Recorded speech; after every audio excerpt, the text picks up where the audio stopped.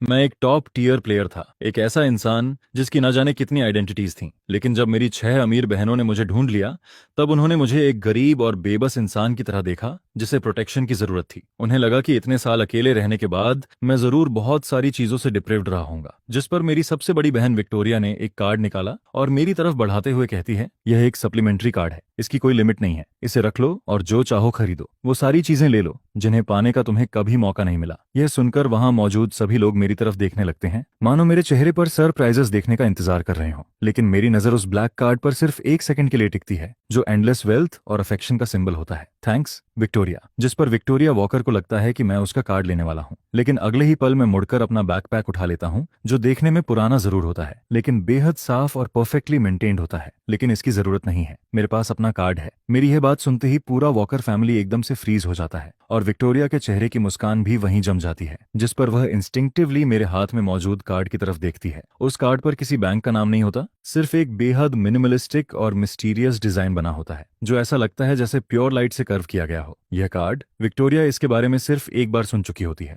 दुनिया के सबसे बड़े कैपिटलिस्ट्स की एक सीक्रेट गैदरिंग में, जहां एक टाइकून ने इसका जिक्र किया था जो एक एंशियंट यूरोपियन फाइनेंशियल ग्रुप को कंट्रोल करता था। कहा जाता था कि इस कार्ड का होल्डर इतने रिसोर्सेज मोबिलाइज कर सकता है कि कुछ ही समय में किसी छोटे देश की इकोनॉमी तक को अफेक्ट कर दे। उस समय विक्टोरिया ने इसे सिर्फ एक लेजेंड समझकर इग्नोर कर दिया था, लेकिन अब वही लेजेंडरी कार्ड उसके छोटे भाई के पुराने बैकपैक से कैजुअली निकलकर उसके सामने आ चुका था, जिसे देखकर विक्टोरिया को ऐसा फील होता है जैसे उसकी पूरी वर्ल्ड व्यू हिल चुकी हो। उसके हाथ में मौजूद फैमिली बैंक का अनलिमिटेड ब्लैक कार्ड अचानक बेहद मामूली लगने लगता है, यहाँ तक कि उसे उसे दिखाने में भी शर्म महसूस होने लगती है। इसी बीच दूसरी बहन टिफनी वॉकर विक्टोरिया को शॉक्ड देखकर मेरे हाथ में मौजूद कार्ड को देखने आती है और हंसते हुए कहती है, इथन, ये कैसा कार्ड है? पूरा प्लेन ब्लैक है, कितना चीप दिख रहा है, इस पर तो बैंक का नाम तक नहीं है, कहीं कोई अननोन डेबिट कार्ड तो नहीं? इसकी लिमिट भी ठीक ठाक है या नहीं? मेरी बात मानो और विक्टोरिया का कार्ड ले लो, यह दुनिया भर में काम करता है, तुम जो चाहो खरीद सकते हो। टिफनी की बात सुनते ही विक्टोरिया लगभग रियलिटी में वापस आती है और उसका मन करता है कि वहीं उसकी जुबान बंद कर दे। अननोन डेबिट कार्ड, ठीक ठाक लिमिट?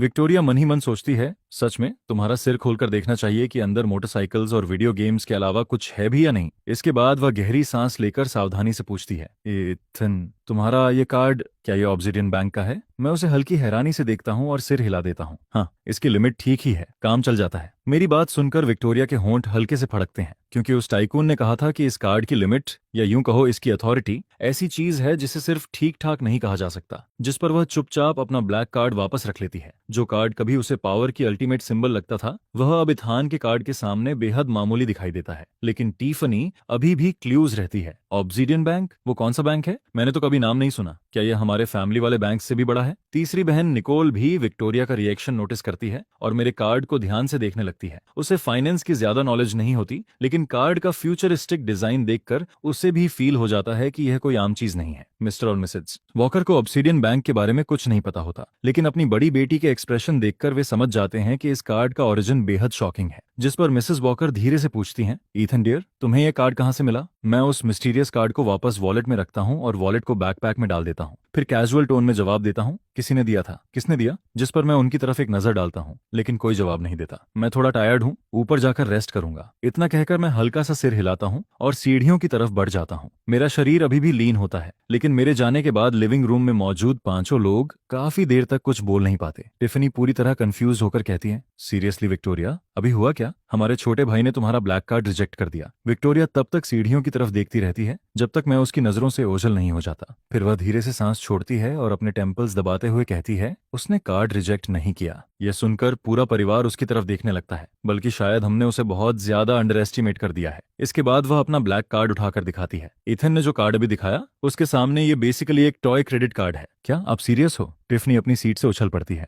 वो प्लेन ब्लैक कार्ड इतना पावरफुल है? विक्टोरिया कुछ नहीं कहती, लेकिन उसका एक्सप्रेशन ही जवाब दे देता है, जिस पर लिविंग रूम एक बार फिर पूरी तरह शांत हो जाता है। टिफनी वापस सोफा पर बैठ जाती है और बड़बड़ाते हुए कहती है, होली काऊ, आखिर मेरा भाई है कौन? अगली सुबह जल्दी टिफनी डाइनिंग रूम में घुसते हुए कहती है, dad, mom, Victoria, Nicole, guess करो मैं कल रात कितनी देर तक ऑब्सिडियन बैंक के बारे में रिसर्च करती रही। यह सुनकर पूरे परिवार का अटेंशन उसकी तरफ चला जाता है। मिस्टर वॉकर न्यूज़पेपर नीचे रखते हुए पूछते हैं, तो क्या पता चला? कुछ भी नहीं। टिफनी कुर्सी पर बैठते हुए एक ग्लास मिल्क पी जाती है। इंटरनेट पर इसका कोई रिकॉर्ड नहीं है, एक भी ट्रेस नहीं। मैंने फाइनेंस फील्ड वाले दोस्तों से भी पूछा, लेकिन किसी ने इसका नाम तक नहीं सुना। विक्टोरिया, सच में कमाल है कि तुमने इसे पहचान लिया। विक्टोरिया चुपचाप ब्रेकफास्ट करती रहती है, क्योंकि उसने भी पूरी रात ठीक से नींद नहीं ली होती। उसके दिमाग में बार बार वही कार्ड और मेरा काम फेज घूम रहा होता है। जिस पर मिसेस वॉकर चिंता से कहती हैं, पता नहीं ईथन ने हमसे दूर रहते हुए किन चीजों का सामना किया होगा। मिस्टर वॉकर तुरंत जवाब देते हैं, जो भी हुआ हो वह हमारा बेटा है और अब से कोई भी उससे उस बैंक कार्ड के बारे में सवाल नहीं करेगा। हम उस पर कोई प्रेशर नहीं डालना चाहते। यह सुनकर टिफनी कुछ पल के लिए शांत होती है, लेकिन अगले ही पल फिर से एनर्जेटिक हो जाती है। कोई बात नहीं, अगर उसे ब्लैक कार्ड में इंटरेस्ट नहीं है तो किसी और चीज में होगा।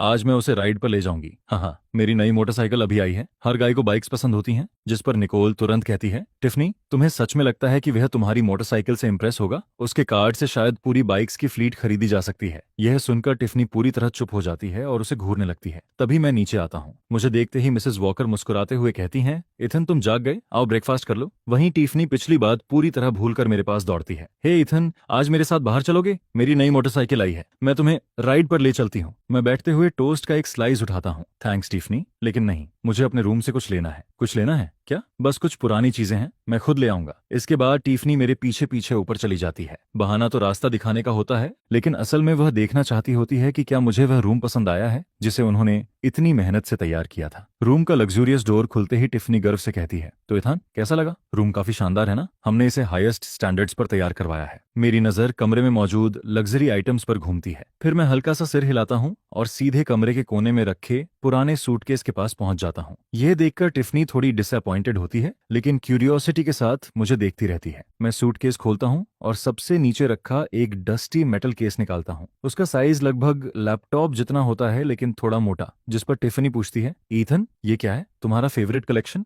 लेकिन मैं जवाब नहीं देता। मैं सिर्फ केस के किनारे मौजूद एक स्पॉट पर उंगली रखता हूँ। अचानक उसकी सरफेस पर एक पतली ब्लू लाइट चमकती है, जो मेरी फिंगरप्रिंट और आइरिस स्कैन करने लगती है, और फिर केस बिना किसी आवाज के खुल जाता है। यह देखकर टिफनी तुरंत अंदर झांकती है और अगले ही पल उसकी आंखें शौक से चौड़ी हो जाती हैं, क्योंकि केस के अंदर मौजूद चीजें उसकी इमेजिनेशन से भी परे होती हैं। अंदर deep black anti shock velvet लगा होता है और कई आइटम्स अपने अपने कंपार्टमेंट्स में रखे होते हैं। उनमें से एक बेहद कॉम्प्लेक्स डायल वाली वॉच रिस्ट होती है, जिसके सफायर क्रिस्टल के नीचे हल्की शिमरिंग मूवमेंट दिखाई देती है। टिफनी ने ऐसा डिजाइन सिर्फ टॉप टियर वॉच मैगजीन्स में लेजेंडरी कलेक्टिबल्स वाले सेक्शन में देखा होता है।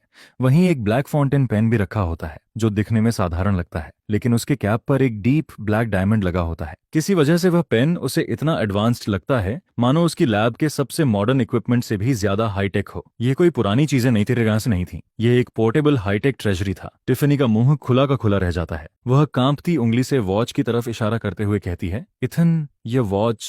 मैं कैजुअली वॉच उठाकर देखता हूँ। ओह, ये एक बूढ़े आदमी ने दी थी। उसने कहा था इसे मजे के लिए पहनना। मजे के लिए? यह सुनकर टिफनी को लगता है कि उसका दिल जवाब दे देगा। फिर वह पेन की तरफ इशारा करती है और ये, मैं पेन को उंगलियों के बीच घुमाते हुए कहता हूँ, लिखने के लिए। कभी कभी ये टेम्पररी डिक्रिप्शन डिवाइस की तरह भी काम करता है। यह सुनते ही टिफनी का दिमाग पूरी तरह ब्लैंक हो जाता है। वह केस में रखी चीजों को देखती है, जिनमें से कोई भी आइटम अकेले किसी ऑक्शन की हेडलाइन बन सकता था। फिर वह कमरे में मौजूद लग्जरी गुड्स की तरफ देखती है और अचानक उन्हें बेहद चीप महसूस करने लगती है। उसे लगने लगता है कि यह रूम इथान की पुरानी चीजों के भी लायक नहीं है।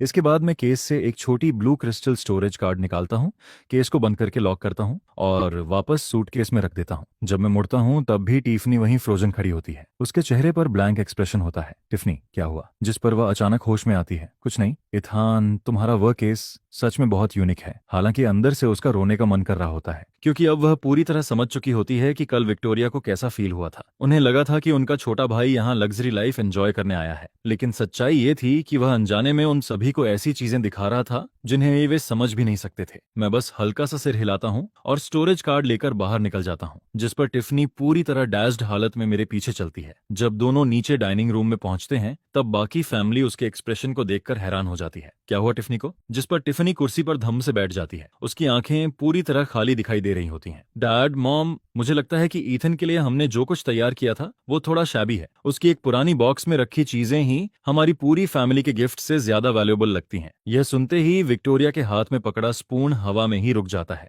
वहीं निकोल की चॉपस्टिक भी बीच में ठहर जाती हैं, जबकि मिस्टर और मिसेस वॉकर एक दूसरे की तरफ कंफ्यूजन से देखने लगते हैं, जिस पर टिफनी अपना सिर पकड़कर कहती है, मुझे लगता है कि अपनी नई बाइक मैं खुद ही रख लेती हूँ। असल में जब ईथन का वह छोटा मेटल केस खुला था, तभी उसकी पूरी वर्ल्ड व्यू एक बार फिर टूटकर दोबारा बन चुकी होती है। उन्हें लगा था कि वे अपने लंबे समय बाद मिले भाई को लग्जरी लाइफ दिखाएंगे, लेकिन अब धीरे धीरे ऐसा लगने लगा था कि असल में ईथन ही उन्हें हर मामले में आउट क्लास कर रहा है। इसके बाद ब्रेकफास्ट खत्म होता है, लेकिन टाइफनी अभी भी शॉक से बाहर नहीं निकल पाती। उसी दौरान मिसेस वॉकर मेरी तरफ देखते हुए कहती हैं, इथन, तुम्हारी स्कूलिंग को लेकर मैंने और तुम्हारे फादर ने बात की है। सेंट जूड्स प्रेप शहर का सबसे अच्छा प्राइवेट स्कूल है। हम सोच रहे थे कि तुम जूनियर ईयर से वहां स्टार्ट कर सकते हो। तुम्हारा क्या ख्याल है? यह सुनते ही पूरा परिवार मेरी तरफ देख लगता है। वहीं टिफनी भी कुछ देर के लिए अपने केस वाले शौक से बाहर आ जाती है। Don't worry Ethan, Saint Jude's के हमारे फैमिली से कनेक्शंस हैं। मैं भी वहीं से ग्रेजुएट हुई हूँ। अगर कोई तुम्हें बली करने की कोशिश करेगा तो मैं उसका ध्यान रखूंगी। जिस पर विक्टोरिया भी कहती है, और अगर स्टडीज में कोई प्रॉब्लम हो तो मेरे पास आ जाना। उन्हें लगता है कि यह एक बिल्कुल नॉर्मल अरेंजमेंट है और शायद मैं नर्वस हो जाऊंगा या फिर मना करूंगा, लेकिन मैं अपना मिल्क ग्लास नीचे रखता हूं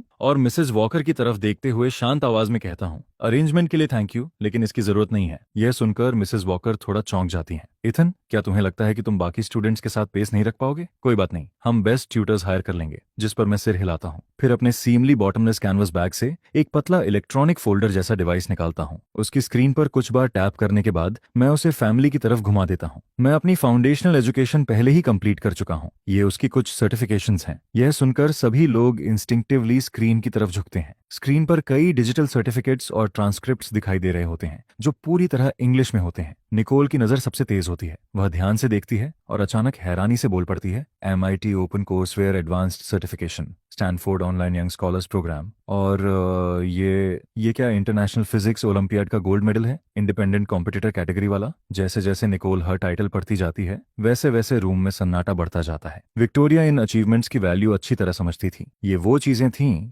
जो आम हाई स्कूल स्टूडेंट्स तो छोड़िए, बहुत से एक्सेप्शनल स्टूडेंट्स भी हासिल नहीं कर पाते। खासतौर पर ओलंपियाड गोल्ड मेडल, वो भी इंडिपेंडेंट कॉम्पिटिटर के तौर पर। ऐसे विनर्स को अक्सर बड़े रिसर्च लैब्स सीधे रिक्रूट करने की कोशिश करते हैं। वहीं टिफनी को डिटेल्स समझ नहीं आती, लेकिन MIT और स्टैनफोर्ड का नाम उसने जरूर सुना होता है, जिस पर उसकी आंखें बड़ी हो जाती हैं। रुको जरा इथान, तुम तो किसी दूर के इलाके में रहते थे ना, फिर ये सब कहाँ से मिला? यह सुनकर मिस्टर और मिसेज वॉकर भी पूरी तरह स्टन्ड रह जाते हैं। वे स्क्रीन पर मौजूद अचीवमेंट्स और अपने शांत बेटे के बीच बार बार नजर घुमाने लगते हैं। उन्हें समझ ही नहीं आ रहा था कि यह सब प्रोसेस कैसे करें। जिस पर मैं डिवाइस वापस रखता हूँ और फ्लैट टोन में कहता हूँ, उस समय मेरे पास थोड़ा फ्री टाइम था, इसलिए मैंने खुद कुछ चीजें सीख लीं। सर्टिफिकेशंस बस रास्ते में मिलती गईं। मेरी बात सुनते ही पूरा वॉकर फैमिली पत्थर की तरह जम जाता है।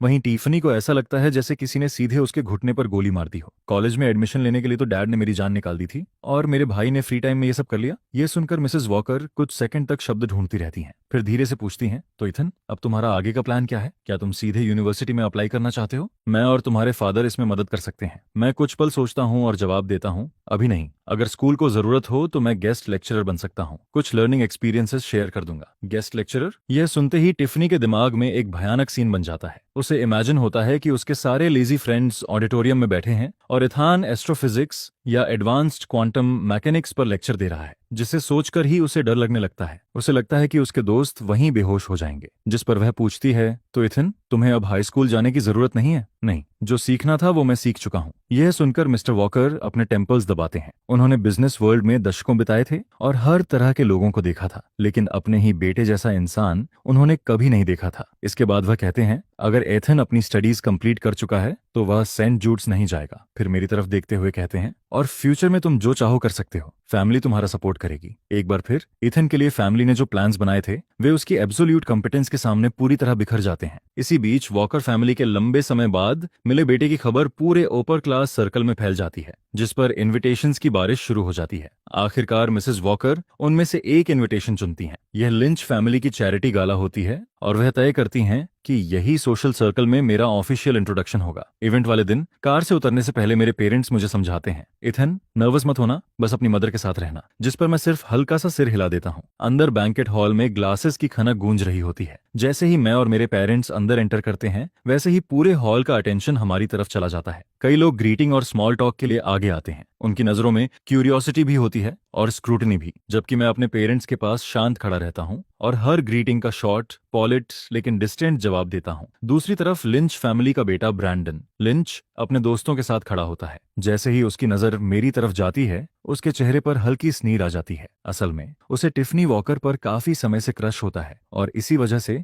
वह इंस्टिंक्टिवली मुझे पसंद नहीं करता। गांव से वापस लाया गया लड़का शायद फ्रेंच मेन्यू तक नहीं पढ़ सकता होगा। यह सोचकर वह वाइन का ग्लास उठाता है और हमारी तरफ बढ़ता है। मिसेस वॉकर, ये ईथन है ना? काफी हैंडसम दिख रहा है। यह कहकर वह मेरी तरफ देखता है। उसकी आंखों में सुपरियोरिटी साफ दिखाई दे रही होती है। ईथन, क्या यह तुम्हारी पहली ऐसी पार्टी है? अगर किसी चीज की आदत ना हो तो मुझसे पूछ लेना। यह सुनकर मिसेस वॉकर कुछ कहने वाली होती हैं, लेकिन उससे पहले मैं ब्रैंडन की तरफ देखकर कहता हूँ, इट्स फाइन। मेरी शांत और इमोशनलेस नजर देखकर ब्रैंडन कुछ पल के लिए अटक जाता है। उसे ऐसा फील होता है जैसे वह किसी पिलो पर पंच मार रहा हो, लेकिन वह हार नहीं मानता। जिस पर वह पास खड़े वेटर से जानबूझकर फ्रेंच एक्सेंट में कहता है, उन कुप डे शम्पान्ये सिल वू प्ले। फिर मेरी तरफ मुड़कर कहता है, ईथन तुम क्या लोगे? चाहो तो मैं इंग्लिश में ऑर्डर कर दूं? यह सुनते ही आसपास मौजूद कई लोग समझ जाते हैं कि ब्रैंडन जानबूझकर मुझे एम्बैरस करने की कोशिश कर रहा है और तभी एंट्रेंस की तरफ हलचल होती है। कई फॉरेन गेस्ट्स अंदर आते हैं जिनकी प्रेजेंस बाकी बिजनेस मैग्नेट्स से अलग दिखाई दे रही होती है। उन्हें देखते ही मिस्टर लिनच खुद उनका स्वागत करने दौड़ पड़ते हैं। उन्हीं में एक व्हाइट हेयर्ड जेंटलमैन भी होता है। वह हॉल में नजर दौड़ाता है जैसे किसी को ढूंढ रहा हो और अगले ही पल उसकी नजर मुझ पर टिक जाती है, जिस पर उसकी आंखें चमक उठती हैं।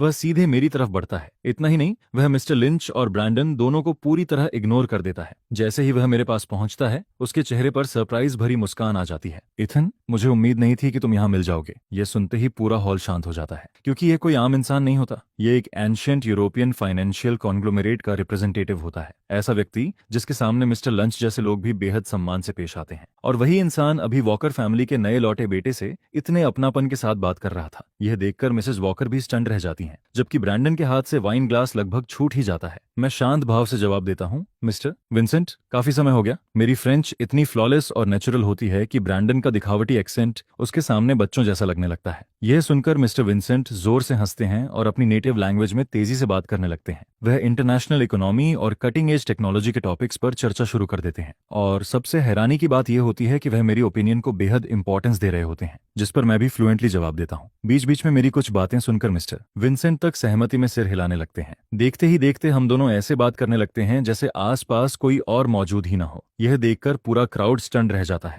जिस लड़के को अभी फ्रेंच मेन्यू तक न पढ़ पाने वाला समझा जा रहा था, उसकी लैंग्वेज स्किल्स और नॉलेज रूम में मौजूद लगभग हर इंसान से बेहतर निकलती हैं। वहीं ब्रैंडन का चेहरा पहले लाल और फिर सफेद पड़ जाता है। उसे ऐसा लग रहा था जैसे वह सिर्फ बैकग्राउंड डेकोरेशन बनकर रह गया हो। कुछ मिनट पहले तक वह मेरा मजाक उड़ा रहा था और अब मैं एक यूरोपियन टाइकून के साथ कैजुअली डिस्कशन कर रहा था। तभी टिफनी अचानक मिसेस वॉकर के पास पहुंचती है। वह एक्साइटेड होकर कहती है, मॉम, मेरे भाई को देखो, क्या वह अमेजिंग नहीं है? जिस पर मिसेस वॉकर अपने बेटे को देखती हैं।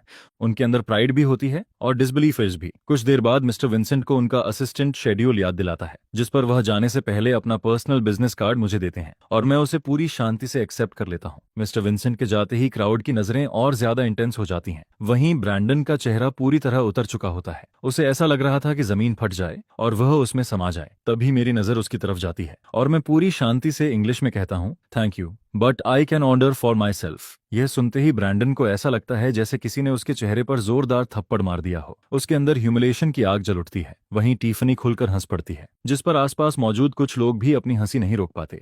आखिरकार ब्रैंडन वहां से जल्दी जल्दी निकल जाता है, जबकि मैं आराम से जूस का ग्लास उठाता हूं और एक सिप लेता हूं, मानो कुछ हुआ ही ना हो। इसके बाद टिफनी मेरे पास आती है और थम्स अप दिखाते हुए कहती है, एथन, वे कमाल था, आज से मैं तुम्हारी टीम में हूं। जिस पर मैं उसकी तरफ देखता हूं लेकिन कुछ नहीं कहता। इस चैरिटी गाल में अपनी एब्सोल्यूट कॉम्पिटेंस के दम पर मैंने उन सभी लोगों को जोक बना दिया था जो मेरा मजाक उड़ाने का इंतजार कर रहे थे। वॉकर फैमिली के यंग सन का हाई सोसाइटी में डेब्यू हो चुका था और यह डेब्यू किसी लेजेंड से कम नहीं था। मिसेस वॉकर अभी मुझसे बात भी नहीं कर पाती कि उनकी तीनों बेटियां प्रोटेक्टिव वॉल की तरह मेरे आसपास आकर खड़ी हो जाती हैं। विक्टोरिया का चेहरा ठंडा और गंभीर होता है। उसकी शार्प नजर पूरे हॉल पर घूमती है।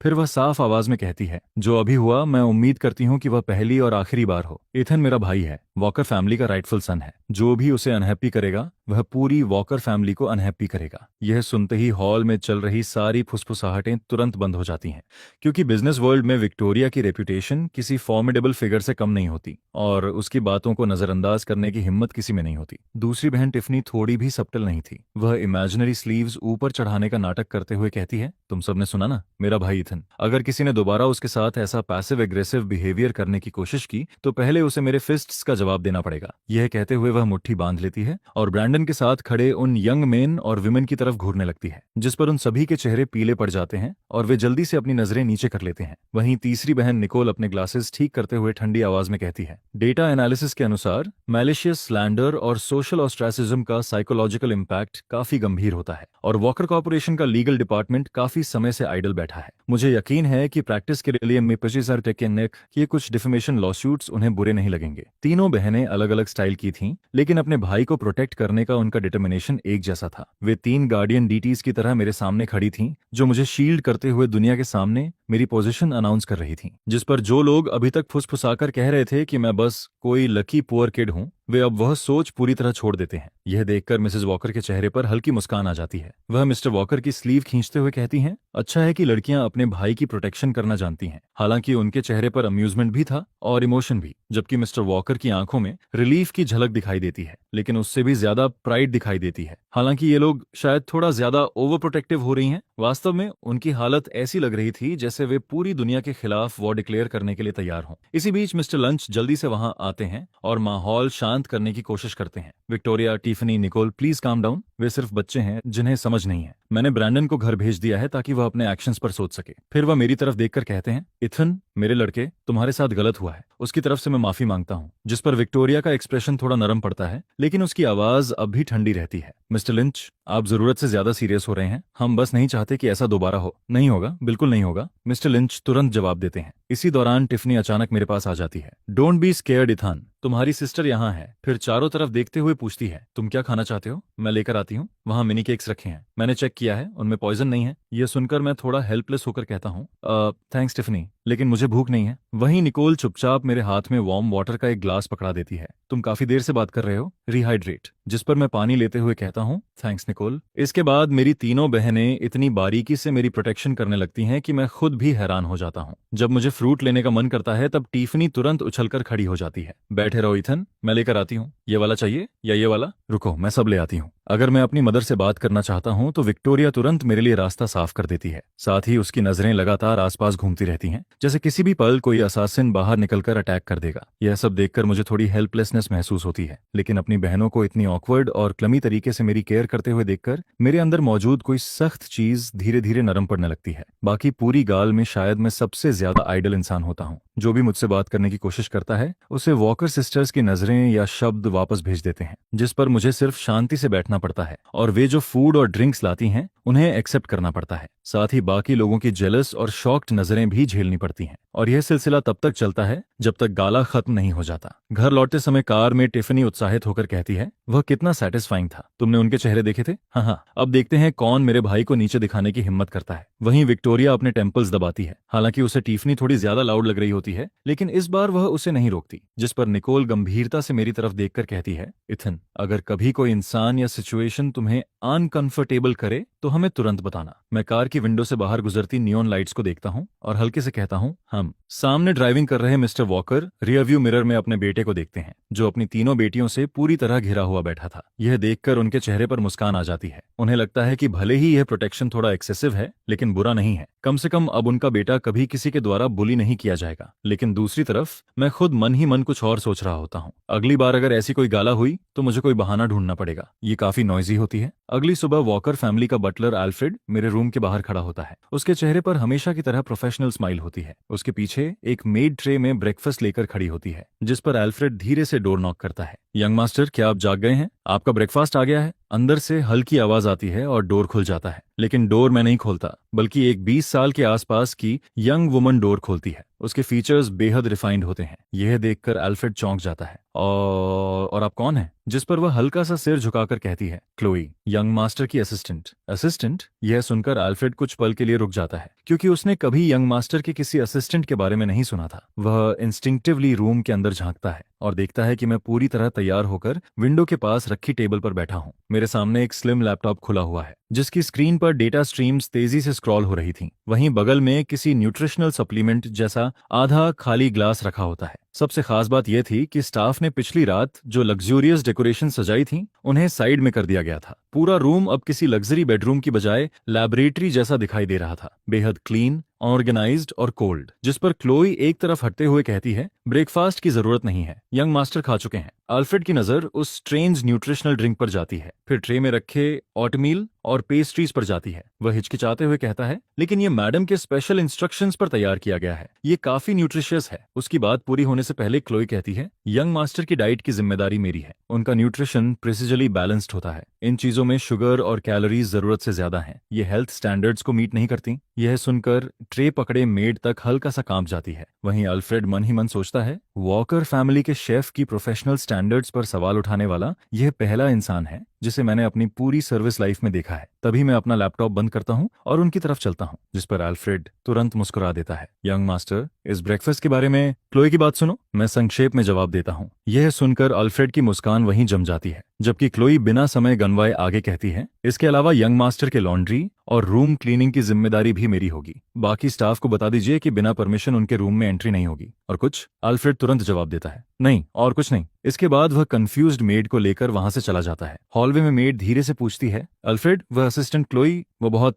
लेकिन अल्फ्रेड तुरंत उसे रोक देता है, फैमिली मैटर्स पर बात करना हमारा काम नहीं है। कुछ देर बाद अल्फ्रेड डाइनिंग रूम में पहुंचता है और सुबह की सारी बातें मिस्टर और मिसेस वॉकर को बताता है। मैडम, स्थिति यही है। ऐसा लगता है कि यंग मास्टर को हाउस होल्ड स्टाफ की सर्विसेज की जरूरत नहीं है। ये सुनकर मिसेस वॉकर चौंक जाती हैं। असिस्टेंट? ईथन अपने साथ असिस्टेंट भी लाया है? और ब्रेकफास्ट में उसने कोई न्यूट्रिशनल सप्लीमेंट पी लिया? आखिर वह क्या पी रहा था? क्या उसका टेस्ट अच्छा भी होता होगा? कहीं ऐसा तो नहीं कि बाहर रहते हुए उसने इतनी मुश्किल जिंदगी जी हो कि अब उसे बेस्वाद खाना खाने की आदत पड़ गई हो? यह सुनते ही टिफनी तुरंत उठने लगती है। नहीं, मैं उसे हमारे शेफ का खाना जरूर खिलाऊंगी। लेकिन मिस्टर वॉकर उसे तुरंत रोक देते हैं। बैठ जाओ। क्या तुमने अल्फ्रेड की बात नहीं सुनी? उसकी असिस्टेंट काफी प्रोफेशनल है, जाकर परेशानी मत खड़ी करो। जिस पर टिफनी तुरंत जवाब देती है, मैं परेशानी कैसे खड़ी कर रही हूँ? मैं तो सिर्फ उसकी चिंता कर रही हूँ। वहीं निकोल शांत स्वर में एनालिसिस करती है। अल्फ्रेड के डिस्क्रिप्शन के अनुसार क्लोई का बिहेवियर हाईली एफिशिएंट है। इसका मतलब है कि उसे प्रोफेशनल ट्रेनिंग मिली है। इथन की लाइफस्टाइल हमसे अलग हो सकती है। अगर हमने उसे फोर्स करने की कोशिश की तो नेगेटिव रिएक्शन मिल सकता है। यह सुनकर मिस्टर वॉकर फैसला सुनाते हैं, हम ईथन की इच्छा के अनुसार चलेंगे। फिर अल्फ्रेड की तरफ देखते हुए कहते हैं, अब से यंग मास्टर से जुड़े मामलों में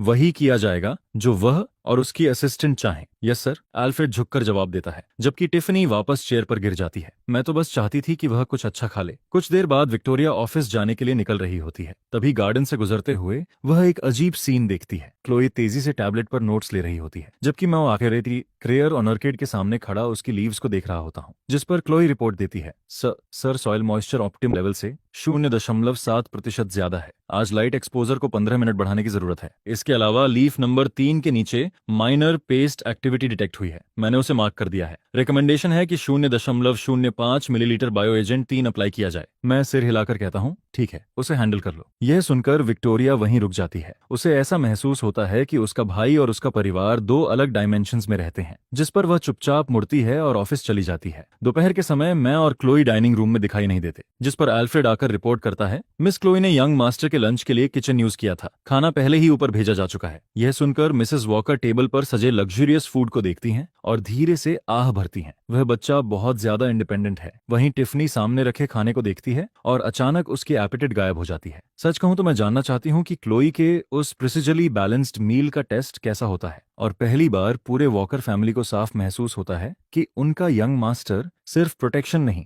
बल्कि केयर तक का मोहताज नहीं है। उसकी जिंदगी का हर एस्पेक्ट पहले से परफेक्टली मैनेज्ड था। इसी बीच टिफनी सोफा पर बैठकर गेम खेल रही होती है। तभी उसका फोन अचानक लगातार वाइब्रेट करने लगता है। यह उसके फ्रेंड्स ग्रुप चैट का नोटिफिकेशन होता है। टिफ, जल्दी ट्विटर चेक करो, तुम्हारा भाई ट्रेंडिंग में है। वॉकर फैमिली का रियल हेयर तो बेहद हैंडसम निकला। ये फोटो किस मीडिया आउटलेट ने ली है? एंगल अजीब है लेकिन डायमंड वो हॉट दिख रहा है। यह सुनकर टिफनी का दिल धड़क उठता है। क्या हो रहा है? वह तुरंत ट्रेंडिंग लिस्ट खोलती है और वहां सच में एक हैशटैग दिखाई देता है। हैशटैग वॉकरस्टन्स। जैसे ही वह उस पर क्लिक करती है, चैरिटी गाल में ली गई मेरी कई कैंडिड फोटोज सामने आ जाती हैं। और कमेंट सेक्शन पूरी तरह एक्सप्लोड कर चुका होता है। OMG, यही वह लड़का है जिसे गांव से वापस लाया गया था। ये तो आंखों के लिए फीस्ट है। मुझे 3 मिनट दो, मुझे इस इंसान की पूरी इन्फॉर्मेशन चाहिए। क्या सिर्फ मुझे लगता है या ये थोड़ा एरोगेंट दिखता है? इसके चेहरे पर आई हेट एवरीवन वाला लुक है। कोई बस जेलस हो रहा है। इतना हैंडसम इंसान एरोगेंट हो भी तो हक बनता है। इन कमेंट्स को पढ़ते पढ़ते टिफनी का गुस्सा बढ़ने लगता है, खास तौर पर नेगेटिव कमेंट्स देखकर। मेरे भाई के बारे में ऐसा बोलने की हिम्मत कैसे हुई? मैं इन सबको डिस्ट्रॉय कर दूंगी। लेकिन जैसे ही वह कीबोर्ड पर उंगलियां रखती है, अचानक पेज अटक जाता है और अगले ही पल फोर्सफुली रिफ्रेश हो जाता है, जिस पर ट्रेंडिंग टॉपिक गायब हो चुका होता है। कुछ सेकंड पहले तक जो हैशटैग पूरी तरह एक्टिव था, अब उसकी जगह पेज नॉट फाउंड दिखाई दे रहा था। टिफनी हैरानी से स्क्रीन को घूरती है। वह ऐप दोबारा रीलोड करती है, लेकिन हैशटैग सच में ट्रेंडिंग लिस्ट से गायब हो चुका था, मानो वह कभी मौजूद ही नहीं था। और जब वह कीवर्ड सर्च करती है, तब उससे जुड़े ट्वीट्स भी रियल टाइम में डिसअपीयर होते जा रहे थे। क्या वॉकर कॉर्प के पीआर डिपार्टमेंट ने इतनी जल्दी काम कर दिया? वह बड़बड़ाती है, जिस पर वह फैमिली ग्रुप चैट खोलती है और एक मैसेज भेजती है, टेकडाउन का ऑर्डर किसने दिया? यह तो काफी जल्दी हो गया। जिस पर विक्टोरिया तुरंत रिप्लाई करती है, कौन सा ट्रेंडिंग टॉपिक? इसके जवाब में निकोल लिखती है, टिफनी, मैं अभी लैब में थी, पीआर डिपार्टमेंट को ऐसा कोई डायरेक्टिव मिला ही नहीं है। यह सुनकर सब सोच में पड़ जाते हैं कि आखिर चल क्या रहा है। उस शाम जब विक्टोरिया और निकोल घर वापस आती हैं, तब टिफनी उन्हें पूरी इंसिडेंट के बारे में बताती है, जिस पर विक्टोरिया तुरंत पीआर डिपार्टमेंट के हेड को कॉल करती है, लेकिन वह भी उतना ही कंफ्यूज्ड होता है। वह कहता है, मैं इस इश्यू की रिपोर्ट करने ही वाला था, लेकिन उससे पहले ही पूरा टॉपिक इंटरनेट से गायब हो गया और क्लीनअप भी इतना थरो था कि कुछ बचा ही नहीं। जिस पर विक्टोरिया पूछती है, अगर यह हमारे लोगों ने नहीं किया और फैमिली ने भी नहीं किया, तो फिर किसने किया? कोई गुड सैमरिटन? मैं जो पूरे समय चुपचाप बैठकर बुक पढ़ रहा होता हूँ, ऊपर तक नहीं देखता। बहुत ज्यादा शोर हो रहा था। फिर मैं आराम से कहता हूँ, मैंने हटवाया था। मेरी उंगली कैजुअली टैबलेट स्क्रीन पर स्वाइप करती है, जिस पर पूरा लिविंग रूम एकदम साइलेंट हो जाता है। वॉकर फैमिली के सभी 5 मेंबर्स की नजरें सीधे मेरी तरफ घूम जाती हैं। इसने हटवाया कैसे? यह तो पूरे समय यहीं बैठकर बुक पढ़ रहा था। टिफनी का मुंह इतना खुल जाता है कि उसमें एक अंडा तक आ सकता था। फिर वह पूछती है, इथन, तुमने ये कैसे किया? जिस पर मैं अपनी आंखें उठाकर उसे ऐसा लुक देता हूँ जैसे कह रहा हूँ, क्या ये कोई मुश्किल काम था? फिर मैं शांति से जवाब देता हूँ, मैंने बस एक मैसेज भेजा था। एक मैसेज? टिफनी लगभग चिल्लाते हुए कहती है, ऐसा कौन है जिसे मैसेज भेजकर ट्विटर का ट्रेंडिंग टॉपिक सेकंडों में गायब किया जा सकता है? यह सुनकर विक्टोरिया को ऑब्सिडियन बैंक कार्ड याद आता है और उसका दिल तेजी से धड़कने लगता है। क्या इथन ने सिर्फ एक मामूली गॉसिप टॉपिक हटाने के लिए उस कार्ड के पीछे मौजूद रिसोर्सेज इस्तेमाल कर दिए? वहीं निकोल की आंखें क्यूरियोसिटी से चमकने लगती हैं। उसे फील होता है कि उसके छोटे भाई पर की जा रही उसकी स्टडी अब एक नए और फैसिनेटिंग फेज में एंटर कर चुकी है। दूसरी तरफ मिस्टर वॉकर और मिसेज वॉकर एक दूसरे को देखते हैं। उन दोनों की आंखों में एक जैसी शॉक और कंफ्यूजन दिखाई देता है। फिर टिफनी सीधे सोफा पर मेरे पास कूदकर बैठ जाती है। उसकी आंखें एक्साइटमेंट से चमक रही होती हैं। इथन, सच सच बताओ, क्या तुम ट्विटर के सीईओ को जानते हो या फिर तुम कोई सीक्रेट टॉप टियर हैकर हो? जिस पर मैं बुक बंद करता हूँ, खड़ा होता हूँ और उसकी जरूरत से ज्यादा इंटेंस नजरों से बचते हुए कहता हूँ, मैं बस कुछ ऐसे फ्रेंड्स को जानता हूँ जो डेटा क्लीनअप का काम करते हैं। इतना कहकर मैं अपनी बुक उठाता हूँ और ऊपर चला जाता हूँ, जिस पर पूरा वॉकर फैमिली लिविंग रूम में पत्थर की तरह जड़ होकर बैठा रह जाता है। आखिर ऐसे कौन से डेटा क्लीनअप वाले फ्रेंड्स होते हैं जो ट्विटर ट्रेंड को कचरे की तरह साफ कर सकते हैं? फिर टिफनी धीरे से कहती है, खत्म। मुझे लगता है मेरा भाई फैमिली रियूनियन के लिए नहीं आया, वह हमें रियलिटी चेक देने आया है। जिस पर विक्टोरिया अपने दर्द करते हुए टेम्पल्स को दबाती है और सोफा पर पीछे टिक जाती है। पहली बार उसे लगता है कि मल्टी बिलियन डॉलर कॉर्पोरेशन संभालना अपने ही भाई को समझने से कहीं ज्यादा आसान है। मिस्टर वॉकर काफी देर तक चुप बैठे रहते हैं। फिर वह अल्फ्रेड से कहते हैं, आज के बाद ईथन से जुड़ी किसी भी ऑनलाइन इन्फॉर्मेशन की चिंता करने की जरूरत नहीं है। उसे पता है कि वह क्या कर रहा है। आखिरकार अब उन्हें समझ आ चुका था। वे अपने बेटे की प्रोटेक्शन करना चाहते थे, लेकिन उनका बेटा खुद एक walking nuclear level defence system निकला। उसकी रक्षा करने की कोशिश अब डरावनी होने के साथ साथ हास्यास्पद भी लगने लगी थी। वहीं दूसरी तरफ इस पूरे मामले की वजह मैं अपने रूम में वापस आता हूं और क्लो को एक सिंपल ऑर्डर देता हूं, भविष्य में ऐसी कोई भी बेकार इन्फॉर्मेशन दिखे तो सीधे हैंडल कर देना। जिस पर क्लो तुरंत जवाब देती है, यस सर। मेरे लिए यह बिल्कुल ऐसा था जैसे किसी मक्खी को उड़ा दिया हो। देर रात मिस्टर वॉकर अपने स्टडी रूम में बैठे कंप्यूटर स्क्रीन को घूर रहे होते हैं। स्क्रीन पर मेरी पिछली 18 साल की लाइफ की इन्वेस्टिगेशन रिपोर्ट खुली हुई होती है, लेकिन रिपोर्ट लगभग पूरी तरह ब्लैंक थी। उस पर लिखा होता है, इन्वेस्टिगेशन को अननोन रेजिस्टेंस मिली, multiple high level information firewall trigger हुए, फर्दर इंक्वायरी टर्मिनेट करने की रिकमेंडेशन दी जाती है, रिस्क लेवल एक्सट्रीमली हाई। यह पढ़कर मिस्टर वॉकर गहरी सांस छोड़ते हैं और अपना माथा दबाने लगते हैं। उन्हें हेल्पलेसनेस फील होने लगती है। यह बात पूरी तरह अब्सर्ड थी कि वॉकर फैमिली के कोर रिसोर्सेज लगाने के बाद भी वे कुछ पता नहीं कर पाए। पिछले कुछ दिनों की घटनाओं ने साफ कर दिया था कि उनका खोया हुआ बेटा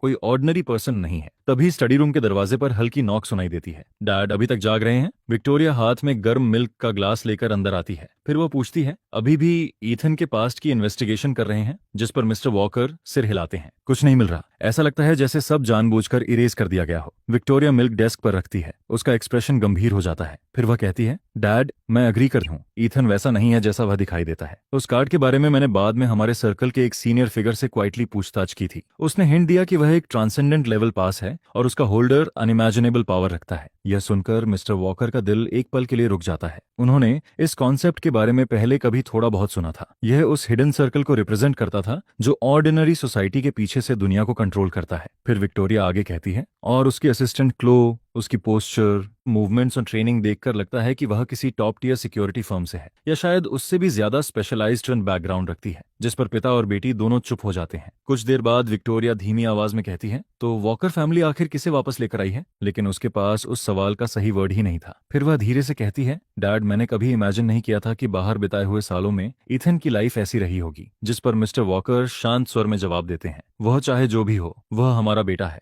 अगर वह अपने बारे में बात नहीं करना चाहता तो हम नहीं पूछेंगे। अगर उसे फैमिली चाहिए तो हम उसकी फैमिली बनेंगे। विक्टोरिया सिर हिलाती है। टिफनी, निकोल और मैं भी यही सोचते हैं। बस ऐसा लगता है कि हम उसकी मदद के लिए कुछ कर ही नहीं सकते। जिस पर मिस्टर वॉकर मुस्कुराते हैं। तो फिर जब उसे जरूरत होगी हम बिना किसी शर्त उसके पीछे खड़े रहेंगे। अगर वह ऑर्डिनरी पर्सन बनकर रहना चाहता है तो हम उसके साथ ऑर्डिनरी तरीके से ही रहेंगे। अगली सुबह ब्रेकफास्ट टेबल पर वॉकर फैमिली के सभी मेंबर्स मुझे एक अजीब मिक्स ऑफ ऑन और रिस्पेक्ट के साथ देखते हैं। जिस पर मैं यूटेंसिल्स नीचे रखता हूँ और मिस्टर वॉकर की तरफ देखता हूँ। मैं आज बाहर जाना चाहता हूँ। कहाँ? मिस्टर वॉकर पूछते हैं। क्या ड्राइवर को साथ भेज दूं? नहीं। फिर वह तुरंत कहते हैं, तो अपनी सिस्टर को साथ ले जाओ। जिस पर विक्टोरिया तुरंत सीधी होकर बैठ जाती है। लेकिन मैं सिर हिलाता हूँ। जरूरत नहीं, क्लोई ड्राइव करेगी। ठीक है, सेफ रहना और जल्दी वापस आना। मिस्टर वॉकर कहते तो हैं, लेकिन उनकी आवाज में अथॉरिटी लगभग नहीं होती। आखिर उनका बेटा शायद पूरी वॉकर सिक्योरिटी टीम से भी ज्यादा कैपेबल था। मेरे और क्लो के जाने के बाद ही फैमिली आराम की सांस लेती है। फिर टिफनी धीरे से फुसफुसाती है, ईथन के साथ ब्रेकफास्ट करना डैड के साथ बोर्ड मीटिंग करने से ज्यादा स्ट्रेसफुल है। जिस पर मिस्टर वॉकर उसे घूर कर देखते हैं, लेकिन अंदर ही अंदर वह भी एग्री करते हैं। वह खिड़की से बाहर देखते हैं जिस दिशा में उनका बेटा गया था। उनके दिल में शौक और प्राइड दोनों मौजूद होते हैं। कुछ घंटों बाद मैं और क्लोई वापस लौटते हैं। मेरे हाथ में एक सिंपल ब्लैक गिफ्ट बॉक्स होता है, जिस पर मैं सीधे ऊपर अपने रूम की तरफ चला जाता हूँ। लेकिन हमारे रूम में लौटने के कुछ ही मिनट बाद निकोल फ्रंट डोर से अंदर घुसती है। उसकी आंखों के नीचे गहरे डार्क सर्कल्स बने हुए थे। वह अपना बैग जोर से सोफा पर फेंक देती है। डैम इट, वे फिर वापस आ गए। जिस पर विक्टोरिया तुरंत पूछती है, निकोल क्या हुआ? कंपनी में कोई प्रॉब्लम है? निकोल फ्रस्ट्रेशन में अपने बालों में हाथ फेरती है। वही हैकर्स फिर से हमारे कंपनी सर्वर पर अटैक कर रहे हैं। टेक डिपार्टमेंट के इडियट्स उन्हें रोक नहीं पा रहे। असल में कॉम्पिटिटर फिर से डर्टी ट्रिक्स खेल रहा था और हैकर्स का इस्तेमाल करना उसके लिए कोई नई बात नहीं थी। पहले भी कई बार अटैक्स हुए थे, लेकिन इस बार अटैकर्स ने क्लियरली एक्सपर्ट्स हायर किए थे। पुलिस को कॉल किया? विक्टोरिया पूछती है। हाँ, लेकिन कोई फायदा नहीं। जब तक स्पेशलिस्ट्स आएंगे तब तक बहुत देर हो जाएगी। अगर इस बार हमारा डेटा लीक या डिस्ट्रॉय हो गया तो कंपनी खत्म है। यह सुनकर विक्टोरिया की भौहें सिकुड़ जाती हैं। कॉर्पोरेट टेक डिवीजन से सपोर्ट चाहिए, लेकिन निकोल अपने लैपटॉप पर तेजी से काम करती रहती है। स्क्रीन पूरी तरह लाल हो चुकी थी। उस पर एक बड़ा वार्निंग सिंबल और काउंटडाउन टाइमर दिखाई दे रहा था। फिर वह निराश होकर कहती है, बहुत देर हो चुकी है। उनका अटैक बहुत स्ट्रांग है। सब खत्म हो गया। इस बार सच में खत्म हो गया। जिस पर लिविंग रूम का माहौल और भी भारी हो जाता है। तभी एक ठंडी आवाज सुनाई देती है, निकोल, क्या मैं देख सकता हूँ? सब लोग आवाज की तरफ देखते हैं और मुझे सीढ़ियों के ऊपर खड़ा पाते हैं। मैं शांति से उन्हें देख रहा होता हूँ। निकोल थोड़ा चौंकती है, फिर हल्की मुस्कान के साथ कहती है, इथन, कोई बात नहीं, मैं हैंडल कर लूंगी। लेकिन मैं उसकी बात इग्नोर करके लैपटॉप स्क्रीन को देखने लगता हूँ। फिर कहता हूँ, ये वायरस कुछ फेमिलियर लग रहा है। यह सुनकर पूरा फैमिली शॉक्ड हो जाता है। जिस पर मैं अपना हाथ आगे बढ़ाता हूँ। लैपटॉप दो। निकोल जैसे हिप्नोसिस में आ गई हो वैसे ही लैपटॉप मुझे पकड़ा देती है, लेकिन देते ही उसे पछतावा होने लगता है। आखिर इथन को इसके बारे में क्या पता होगा? ये कोई मजाक नहीं था। फिर मैं सोफा पर बैठता हूँ, लैपटॉप अपनी गोद में रखता हूँ और कीबोर्ड पर उंगलियां रख देता हूँ, लेकिन तुरंत टाइपिंग शुरू नहीं करता। इसके बजाय मैं निकोल की तरफ देखकर पूछता हूँ, बैकअप एडमिन की है? जिस पर निकोल बिना सोचे जवाब देती है, X7 अल्फा 9 डेल्टा। फिर तुरंत सुधारती है, X7A 9 D2। वही बैकअप की है। मैं सिर हिलाता हूँ और फिर मेरी उंगलियां चलना शुरू कर देती हैं। मेरी स्पीड बहुत ज्यादा नहीं थी, लेकिन हर की प्रेस एकदम रेगुलर रिदम में हो रही थी। जिस पर स्क्रीन पर मौजूद लाल वार्निंग्स और बिखरा हुआ कोड धीरे धीरे गायब होने लगता है। मैं कुछ अजीब से कमांड्स एंटर करता रहता हूँ। शुरुआत में निकोल सांस रोके हुए देखती है। उसे डर था कि एक गलत कमांड पूरे सिस्टम को कोलैप्स कर सकती है, लेकिन कुछ देर बाद उसका मुंह धीरे धीरे खुला रह जाता है। यह न सी था, न पाइथन। कोड स्ट्रक्चर पूरी तरह अनकन्वेंशनल था। आखिर यह कोडिंग स्टाइल आई कहां से थी? 3 मिनट से भी कम समय में पूरा सिस्टम नॉर्मल हो जाता है। फिर मैं कुछ और लाइंस टाइप करता हूँ, जिस पर स्क्रीन पर एक कॉम्प्लेक्स नेटवर्क टोपोलॉजी दिखाई देती है और उसके अंदर एक ब्लिंकिंग रेड डॉट पागलों की तरह भागने की कोशिश कर रही होती है। फिर मैं कहता हूँ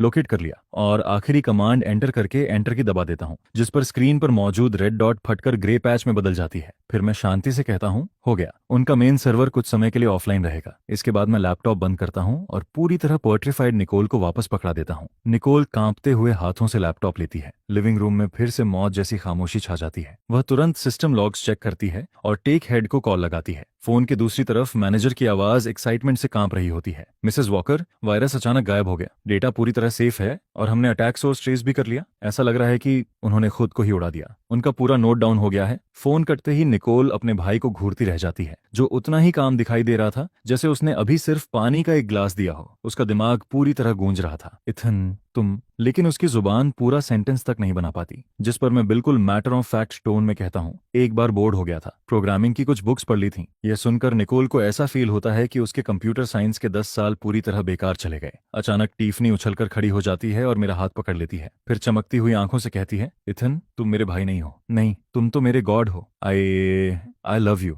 जिस पर मैं हल्का सा भौहें सिकोड़ता हूँ और आराम से अपना हाथ छुड़ा लेता हूँ। इतना भी जरूरी नहीं है। यह देखकर मिस्टर वॉकर, मिसेस वॉकर और विक्टोरिया एक दूसरे को देखते हैं, लेकिन समझ नहीं पाते कि इस सिचुएशन पर आखिर रिएक्ट कैसे करें। आखिर इसने ये सब कब सीख लिया। जैसे ही मैं सीढ़ियों की तरफ बढ़ता हूँ, निकोल मेरी पीठ को देखते हुए धीरे से कहती है, मुझे लगता है वॉकर फैमिली ने शायद किसी ऐसे इंसान को जन्म दिया है जो दुनिया बदलने वाला है। जिस पर विक्टोरिया मन ही मन सोचती है, मुझे भी लगता है कि इसकी पूरी पॉसिबिलिटी है। वहीं दूसरी तरफ दुनिया बदलने वाला इंसान अपने रूम में वापस पहुंचता है और क्लो को शांति से कॉन्ड देता है, अभी जो वायरस वेरिएंट था उसका कोड मुझे भेज देना। थोड़ा इंटरेस्टिंग लगा। Yes sir. इधर लिविंग रूम में निकोल लैपटॉप को ऐसे पकड़े घूम रही होती है जैसे वह कोई ब्लेस्ड आर्टिफैक्ट हो। वह लगातार बड़बड़ा रही होती है, ये कोई सेंस नहीं बनाता। उस डिक्रिप्शन कोड की स्ट्रक्चर एग्जिस्टिंग फ्रेमवर्क्स को पूरी तरह इग्नोर करती है। फिर वह विक्टोरिया की तरफ मुड़ती है। विक्टोरिया, तुमने देखा था ना मेरा भाई, सिर्फ 3 मिनट, केवल 3 मिनट। विक्टोरिया उसकी लगातार पेसिंग देखकर लगभग चक्कर खाने लगती है। फिर थके हुए अंदाज में जवाब देती है, हाँ मैंने देखा। लेकिन निकोल का एक्साइटमेंट कम होने का नाम नहीं लेता। वह टिफनी की तरफ देखकर कहती है, वह स्कॉर्पियन था, इंटरनेशनल लेवल का टॉप रैंक्ड हैकिंग ग्रुप।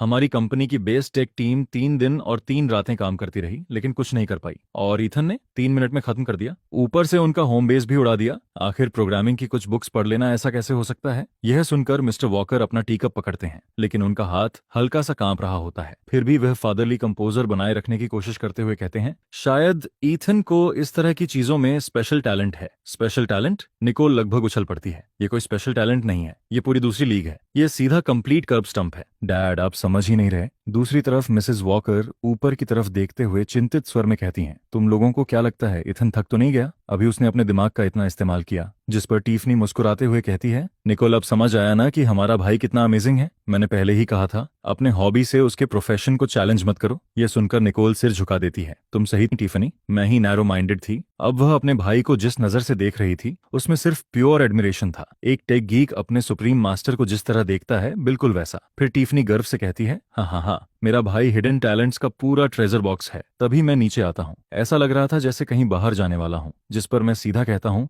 मैं थोड़ी देर के लिए बाहर जा रहा हूँ। यह सुनते ही निकोल तुरंत खड़ी हो जाती है। ओ एथन, बाहर जा रहे हो? राइड चाहिए या कुछ खरीदना है? Latest top of the line computer server, मैं तुम्हें दर्जन भर दिला सकती हूँ। उसका उत्साह अब असामान्य स्तर पर पहुंच चुका था। मैं कुछ सेकंड उसे देखता हूँ, फिर सिर हिलाकर जवाब देता हूँ, जरूरत नहीं, बस कुछ खरीदने जा रहा हूँ। कुछ खरीदने? निकोल तुरंत बोल पड़ती है, मैं भी चलती हूँ। जिस पर मिसेस वॉकर भी जल्दी से कहती हैं, हाँ अपनी सिस्टर को साथ ले जाओ। अब पूरा परिवार मुझे किसी किंग की तरह ट्रीट करने के लिए तैयार बैठा था। मैं निकोल के उत्साहित चेहरे को देखता हूँ, 2 सेकंड रुकता हूँ, फिर दोबारा वही बात कहता हूँ, मैंने पहले बस कंप्यूटर्स के बारे में थोड़ा बहुत सीखा था। यह सुनकर पूरे परिवार के दिमाग में एक ही बात आती है, थोड़ा बहुत। इसे यह थोड़ा बहुत कहता है। निकोल के होंठ हल्के से फड़कते हैं, लेकिन वह किसी तरह मुस्कान बनाए रखती है। एथन, तुम बहुत ज्यादा मॉडस्ट हो। अगर वह थोड़ा था तो हम सब कंप्यूटर इलिटरेट हैं, लेकिन मैं उनकी एक्साइटमेंट समझ ही नहीं पाता। फिर शांति से कहता हूँ, उस ऑर्गेनाइजेशन की डिफेंस आर्किटेक्चर में 3 ऑब्वियस वल्नरेबिलिटीज थीं। उनका फायदा उठाना मुश्किल नहीं था। ऑब्वियस? मुश्किल नहीं था? निकोल की आंखें चौड़ी हो जाती हैं। हमारा टेक डिपार्टमेंट गंजा होने वाला था उन्हें ढूंढते ढूंढते। इथन, थोड़ा एक्सप्लेन करोगे? जिस पर मैं आराम से कहता हूँ, पोर्ट 8080 पर बफर ओवरफ्लो, उसके साथ डबल लिंक लिस्ट का इस्तेमाल करके स्टैक प्रोटेक्शन बाईपास किया। बस। यह सुनते ही निकोल तुरंत फोन निकालकर नोट्स लेना शुरू कर देती है। जैसे जैसे वह सुनती जाती है, उसकी आंखें और ज्यादा चमकने लगती हैं। Brilliant, absolutely brilliant. तो ऐसा भी किया जा सकता है। मैंने इसके बारे में सोचा क्यों नहीं। जब तक वह अपने सारे नोट्स कंप्लीट करके ऊपर देखती है तब तक मैं और क्लोई घर से बाहर निकल चुके होते हैं, जिस पर निकोल फोन को सीने से लगाकर एक्साइटेड आवाज में फैमिली से कहती है, आपको आप लोगों ने सुना, ईथन की कुछ लाइंस की गाइडेंस की कीमत करोड़ों में है। फिर खुद ही सिर हिलाती है, नहीं, करोड़ों भी कम है, ये तो किंग्स रैंसम के बराबर है। मिसेस वॉकर हैरानी से पूछती हैं, क्या ये सच में इतना अमेजिंग है? जिस पर निकोल तुरंत जवाब देती है, अमेजिंग शब्द भी कम पड़ जाएगा, इससे हमारी कंपनी देश का बेस्ट फायरवॉल बना सकती है। नो, विक्टोरिया अपने कफ्स ठीक करते हुए कहती है, दुनिया का बेस्ट फायरवॉल। फिर वह हल्की मुस्कान के साथ जोड़ती है, आज के बाद फैमिली को कोई टेक्निकल प्रॉब्लम हुई तो हम सीधे ईथन के पास जाएंगे। लेकिन निकोल अब ब्लाइंड फेथ मोड में पहुंच चुकी थी। वह सिर हिलाकर कहती है, सिर्फ टेक्निकल प्रॉब्लम नहीं, मुझे तो लगता है कि अगर कंपनी बैंकरप्टेसी के कगार पर भी हो तो ईथन कैजुअली उसे भी बचा लेगा। यह सुनकर टिफनी उत्सुकता से पूछती है, तो अगर अगली रेस में मेरी इंजन खराब हो गई तो मैं ईथन से उसे भी चेक करवा सकती हूँ? जिस पर पूरा परिवार उसे ऐसे देखता है जैसे उसने दुनिया का सबसे बेवकूफ सवाल पूछ लिया हो। यह देखकर टिफनी चुपचाप अपना मुंह बंद कर लेती है। फिर मिस्टर वॉकर गहरी सांस लेते हैं और घोषणा करते हैं, शॉर्ट में कहूं तो आज के बाद इथान जो कहेगा वही सही होगा। अगर वह कहता है कि उसे किसी चीज का थोड़ा नॉलेज है तो हम मान लेंगे कि उसे उसके बारे में 1 अरब चीजें पता है। जिस पर पूरे वॉकर फैमिली के मेंबर्स गंभीरता से सिर हिलाते हैं। अब उन्होंने आखिरकार नई रियलिटी को पूरी तरह एक्सेप्ट कर लिया था। उनका यंग मास्टर एक walking all powerful cheat code था। उसी दिन दोपहर में मिसेस वॉकर गार्डन में अपनी कुछ फ्रेंड्स के साथ टी पी रही होती हैं। उन्हें यूथ के समय से एंजाइना की प्रॉब्लम थी जिसे वह मेडिसिन से कंट्रोल करती थीं। लेकिन अचानक उनका चेहरा पीला पड़ जाता है। वह अपना सीना पकड़ लेती हैं और सांस लेने के लिए संघर्ष करते हुए नीचे गिर जाती हैं। मैडम, जल्दी मेडिसिन लाओ।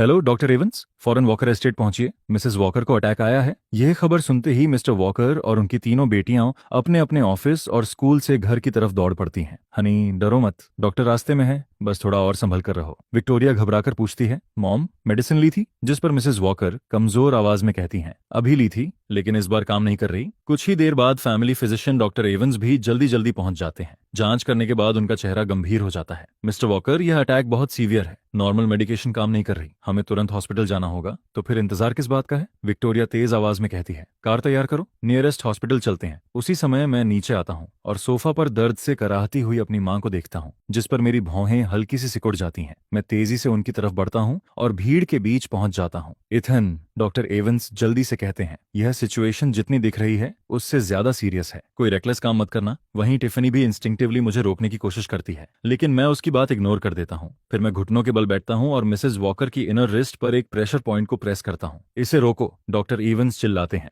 लेकिन मैं उनकी तरफ देखता तक नहीं। अचानक मेरे हाथ में एक छोटा मेटल केस दिखाई देता है। मैं उसे खोलता हूँ। अंदर बालों जितनी पतली कई नीडल्स रखी होती हैं। फिर मैं उनमें से एक नीडल उठाता हूँ और बेहद स्टेडी हाथों से मिसेस वॉकर की गर्दन के पास मौजूद दूसरे प्रेशर पॉइंट में इंसर्ट कर देता हूँ। यह देखकर डॉक्टर एवंस गुस्से से चिल्लाते हैं, ये पागलपन है, तुम ऐसे अकुप्रेशर नहीं कर सकते। लेकिन तभी कुछ ऐसा होता है जिससे सबके चेहरे बदल जाते हैं। मिसेस वॉकर की तेज सांसें धीरे धीरे नॉर्मल होने लगती हैं। उनका दर्द साफ तौर पर कम हो चुका था। यह देखकर पूरे रूम में शौक छा जाता है। फिर मैं नीडल वापस रखता हूँ, केस से एक छोटा नोटपैड और पेन निकालता हूँ, कुछ हर्ब्स और डोजेस लिखता हूँ और पेपर डॉक्टर एवंस की तरफ बढ़ा देता हूँ। यह हर्ब्स इसी प्रिस्क्रिप्शन के अनुसार लाओ। 3 कप पानी को उबालकर 1 कप रहने दो, अभी। मेरी आवाज में बहस की कोई जगह नहीं होती। जिस पर डॉक्टर एवंस इंस्टिंक्टिवली पेपर पकड़ लेते हैं, लेकिन जैसे ही उनकी नजर प्रिस्क्रिप्शन पर पड़ती है उनकी आंखें फैल जाती हैं। ट्रैंक्विल हार्ट डिकॉक्शन, तुम्हें यह कैसे पता? अगले ही पल वह प्रिस्क्रिप्शन को किसी सीक्रेट टेक्स्ट की तरह पकड़ लेते हैं। मैं अभी लेकर आता हूँ। फिर वह लगभग दौड़ते हुए बाहर निकल जाते हैं।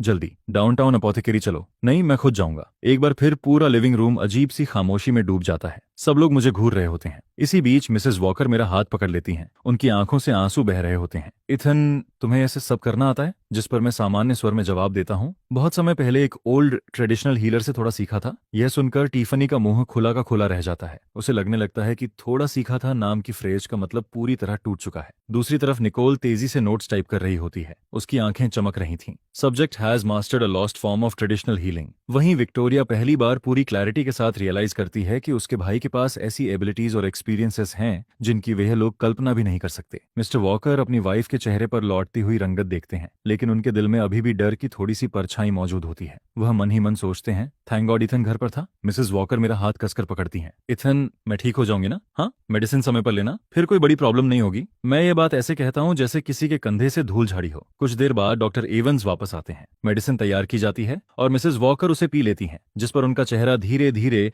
हेल्दी पिंक कलर में लौटने लौटने लगता है। वह अपने दम पर बैठ भी जाती हैं। यह देखकर डॉक्टर एवंस उत्साह से भर जाते हैं। मिरेकल, यह सचमुच मिरेकल है। फिर वह मेरी तरफ देखते हुए पूछते हैं, यंग मास्टर वॉकर, यह प्रिस्क्रिप्शन और यह आक्यूपंक्चर टेक्निक आपने कहाँ सीखी? लेकिन तब तक मैं मेटल केस बंद कर चुका होता हूँ। फिर बस इतना कहता हूँ, गांव के एक बूढ़े आदमी से। इतना कहकर मैं वापस ऊपर चला जाता हूँ और पीछे वॉकर फैमिली व डॉक्टर एवंस को छोड़ देता हूँ, जिनके दिमाग अभी भी घूम रहे होते हैं। मेरी जाती हुई पीठ को देखते हुए टिफनी धीरे से कहती है, अब अगर इथन मुझसे कह दे कि वह गॉड को पर्सनली जानता है तो मैं उस पर भी विश्वास कर लूंगी। जिस पर मिस्टर वॉकर गहरी सांस लेते हैं और अल्फ्रेड से कहते हैं, आज के बाद मैडम की हेल्थ के मामले में इथन की राय सबसे ऊपर होगी। Yes sir. अब उन्हें पूरी तरह समझ आ चुका था। उनका बेटा सिर्फ एक वॉकिंग एनसाइक्लोपीडिया नहीं था, वह एक मास्टर फिजिशियन भी था। मेडिसिन पीने के बाद मिसेस वॉकर गहरी नींद में चली जाती हैं। उनका चेहरा गुलाबी दिखाई दे रहा था और सांसें पूरी तरह स्टेडी थीं। वहीं डॉक्टर एवंस प्रिस्क्रिप्शन की कॉपी हाथ में पकड़े खड़े रहते हैं, मानो वह कोई प्राइसलेस ट्रेजर हो। वह लगातार बड़बड़ा रहे होते हैं, यह सिनर्जी, यह कॉम्बिनेशन, बोल्ड होने के बावजूद इतनी प्रिसिज डोजेस, यह निश्चित रूप से एक लॉस्ट एंशिएंट फॉर्मूला है। यंग मास्टर वॉकर एक जीनियस हैं। इसके बाद मिस्टर वॉकर अपनी बेटियों को अपने अपने काम पर लौटने के लिए कहते हैं, लेकिन जब वह बाद में लिविंग रूम में आते हैं तो देखते हैं कि तीनों में से कोई भी नहीं गया। सभी सोफा पर बैठी हुई थीं और उनके चेहरों पर अलग अलग इमोशंस का मिश्रण दिखाई दे रहा था। फिर निकोल चमकती आंखों के साथ कहती है, डैड आपने देखा था ना, इथन ने बस 2-4 चीजें की और मॉम ठीक हो गई। उसने पहले ही मॉम के इंटरवेंशन से पहले और बाद के हार्ट रेट और ब्लड प्रेशर डेटा का कंपेरेटिव एनालिसिस कर लिया था, जिस पर वह उत्साहित होकर कहती है, इफेक्ट अनबिलीवेबल है। उस प्रिस्क्रिप्शन का नाम मैंने डेटाबेस में चेक किया। ट्रैंक्विल हार्ट डिकॉक्शन का नाम सिर्फ कुछ स्कैटर्ड एंशिएंट टेक्स्ट्स में मिलता है। यह सुनकर विक्टोरिया, जो सबसे काम थी, उसकी आंखों में भी शौक साफ दिखाई दे रहा था। डॉक्टर एवंस ने कहा कि अगर हम मॉम को हॉस्पिटल भी ले जाते और सबसे एडवांस्ड इक्विपमेंट और टेक्नोलॉजी का इस्तेमाल करते, तब भी शायद रिजल्ट ईथन जितना अच्छा या इतना फास्ट नहीं होता। यह सुनकर चारों एक दूसरे को देखते हैं और एक बार फिर साइलेंस में डूब जाते हैं। फिर टिफनी अचानक खड़ी हो जाती है, नहीं, अब मुझे उससे पूछना ही पड़ेगा कि आखिर चल क्या रहा है। उसके पास और कितने सरप्राइजेस हैं जिनके बारे में हमें कुछ नहीं पता। इतना कहकर वह सीढ़ियों की तरफ दौड़ पड़ती है। मेरा रूम का दरवाजा थोड़ा खुला हुआ था। मैं डेस्क पर बैठा कंप्यूटर में कुछ डेटा प्रोसेस कर रहा होता हूँ, जबकि क्लो हमेशा की तरह चुपचाप मेरे बगल में खड़ी रहती है। टिफनी दरवाजे पर नॉक करती है और अपनी नजर में सबसे चार्मिंग स्माइल देती है। इथन, बिजी हो? हाँ, मॉम के लिए जो प्रिस्क्रिप्शन दिया था और जो एक्यूपंक्चर किया था वह सच में अमेजिंग था। तुमने ये सब किससे सीखा? इसी बीच मिस्टर वॉकर, विक्टोरिया और निकोल भी रूम में आ जाते हैं। उनके चेहरों पर क्यूरियोसिटी साफ दिखाई दे रही थी, जिस पर मेरी नजर उन सब पर घूमती है और मैं सामान्य स्वर में जवाब देता हूँ, एक ओल्ड ट्रेडिशनल हीलर से सीखा था। कंट्री साइड का फोक रेमेडी है। यह सुनकर टिफनी के होंठ फड़क जाते हैं। कैसा कंट्री साइड है ये, जहाँ ऐसे जीनियस पैदा होते हैं? मुझे लगता है कभी मुझे भी वहां जाकर क्लास लेनी चाहिए। लेकिन मैं कोई जवाब नहीं देता। स्पष्ट था कि मेरा उस ओल्ड हीलर की लोकेशन बताने का कोई इरादा नहीं था, जिस पर विक्टोरिया दूसरा तरीका अपनाती है। एथन, कंप्यूटर्स के अलावा और क्या क्या सीखा है? मैं शांत स्वर में जवाब देता हूँ, थोड़ा बहुत, सब कुछ, थोड़ा बहुत। टिफनी तुरंत बोल पड़ती है, एथन, जब तुम थोड़ा कहते हो तो उसका लेवल क्या होता है? आज जैसा? मैं कुछ सेकंड सोचने का नाटक करता हूँ, फिर बाहर गार्डन की तरफ इशारा करता हूँ। वहां एक टेढ़े पेड़ की ट्रिमिंग चल रही होती है, शायद उस गार्डनर से थोड़ा ज्यादा। सभी लोग मेरी उंगली की दिशा में देखते हैं।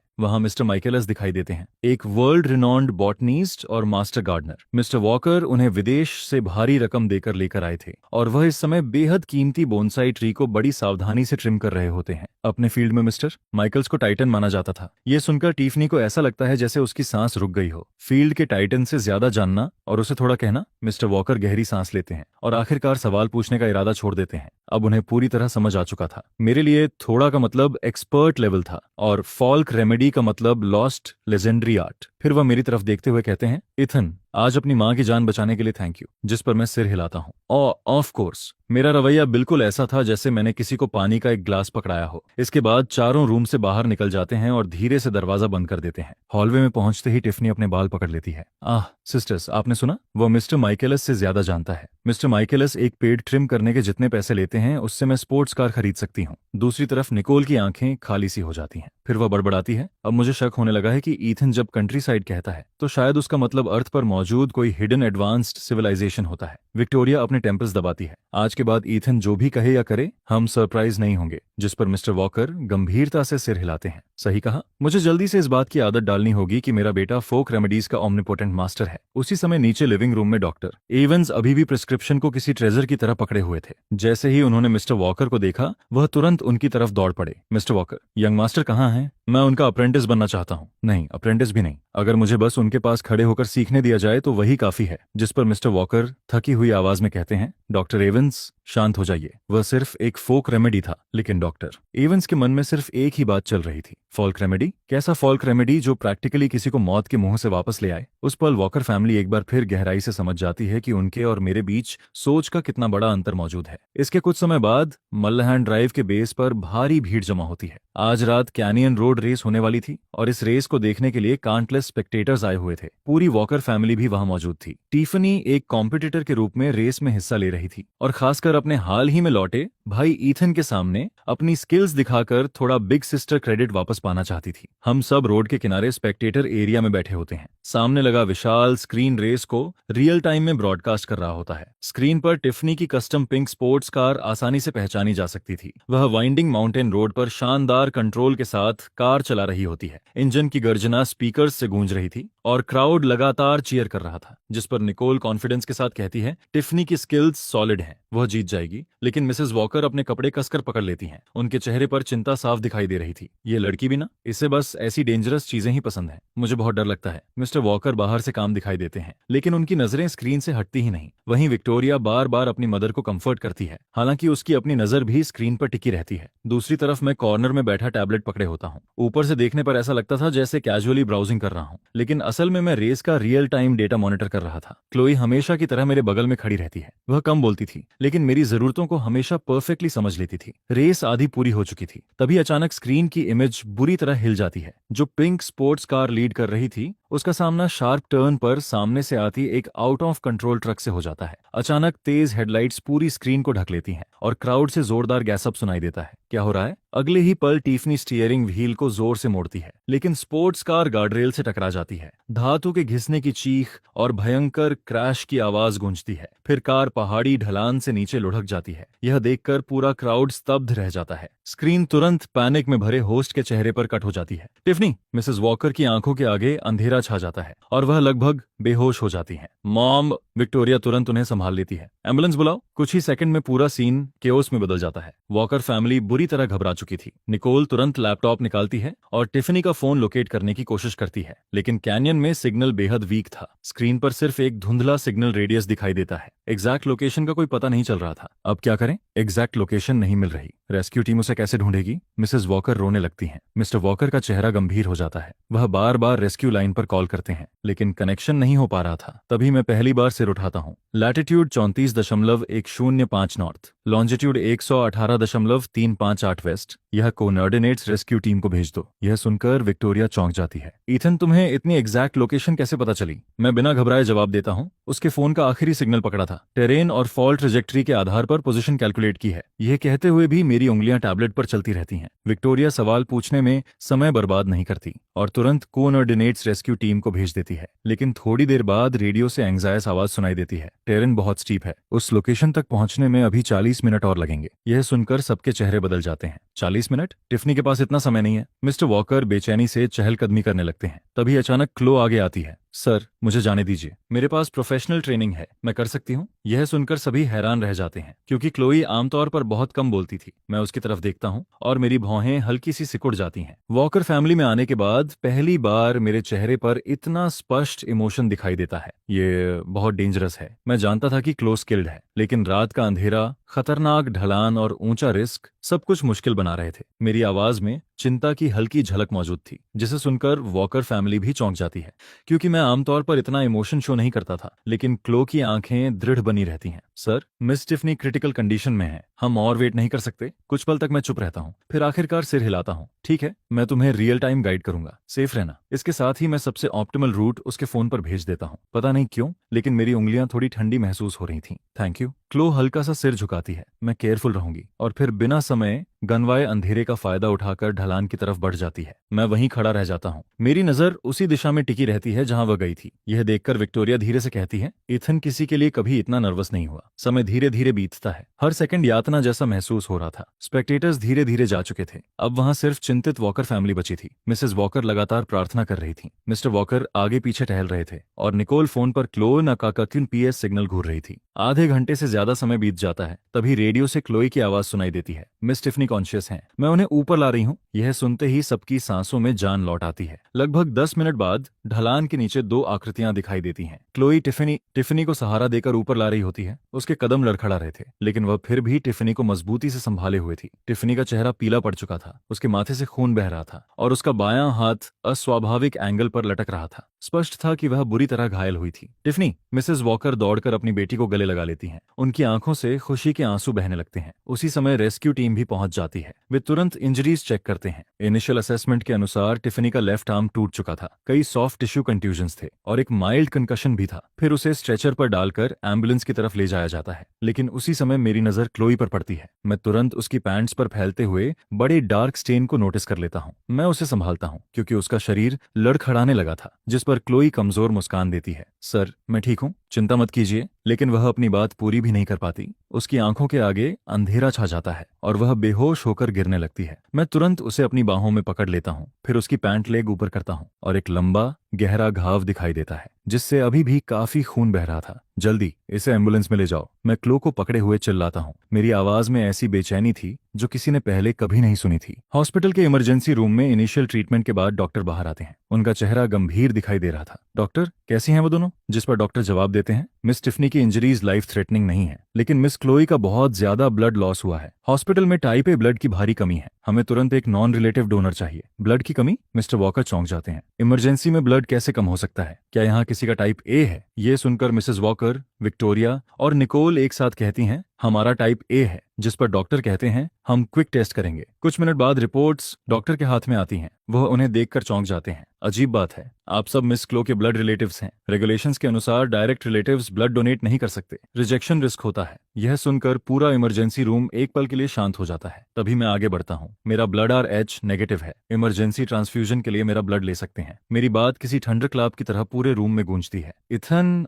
विक्टोरिया की आंखें फैल जाती हैं। तुमने क्या कहा? तुम RH नेगेटिव हो? लेकिन हमारी पूरी फैमिली तो... उसकी बात अधूरी रह जाती है, लेकिन सभी उसका मतलब समझ जाते हैं। अचानक मिसेस वॉकर को कुछ याद आता है। उनका चेहरा एकदम पीला पड़ जाता है। फिर कांपती आवाज में वह कहती हैं, जब तुम पैदा हुए थे हॉस्पिटल में एक मिक्सअप हुआ था। तभी मैं शांत तरीके से एक फाइल निकालता हूँ और कहता हूँ, हमारी राइवल कंपनी ने बीच में इंटरफियर किया था और उसी दौरान बेबीज को बदल दिया गया था। हम हमेशा यही सोचते रहे कि वह एक लड़का था। हमने कभी दोबारा इस बात पर शक नहीं किया, लेकिन मैंने भी कभी इमेजिन नहीं किया था कि सच्चाई कुछ और होगी। जिस पर मैं फाइल खोलकर आगे कहता हूँ, उस साल के सर्विलांस रिकॉर्ड्स और स्टाफ ट्रांसफर लिस्ट्स सब यहीं मौजूद हैं। हमारे रॉयल्स ने वॉकर फैमिली पर अटैक करने की कोशिश में जेंडर कंफर्म होने से पहले ही मुझे उठा लिया था। इसके बाद अपने ट्रैक्स छिपाने के लिए उन्होंने DNA सैंपल्स तक बदल दिए थे, जिसकी वजह से रिपोर्ट में फेमिलियर मैच दिखाई दिया था। लेकिन रियल वॉकर चाइल्ड क्लो है। उन्होंने जानबूझकर उसे मेरी असिस्टेंट बनाकर रखा ताकि वह पूरी जिंदगी एक सब ओनर्डिनेट रोल में जीती रहे। यह सुनकर वहां मौजूद हर इंसान के अंदर इमोशंस का तूफान उठने लगता है। जिस पर मिसेस वॉकर हॉस्पिटल बेड पर बेहोश पड़ी क्लो को देखती है और उनकी आंखों से लगातार आंसू बहने लगते हैं। मेरी बेटी, तुमने इतने सालों तक कितना कुछ सहा है। इसके बाद इमरजेंसी ट्रांसफ्यूजन के बाद क्लोई आखिरकार डेंजर से बाहर आ जाती है और धीरे धीरे होश में आने लगती है। जिस पर जब उसे अपनी असली पहचान की सच्चाई पता चलती है,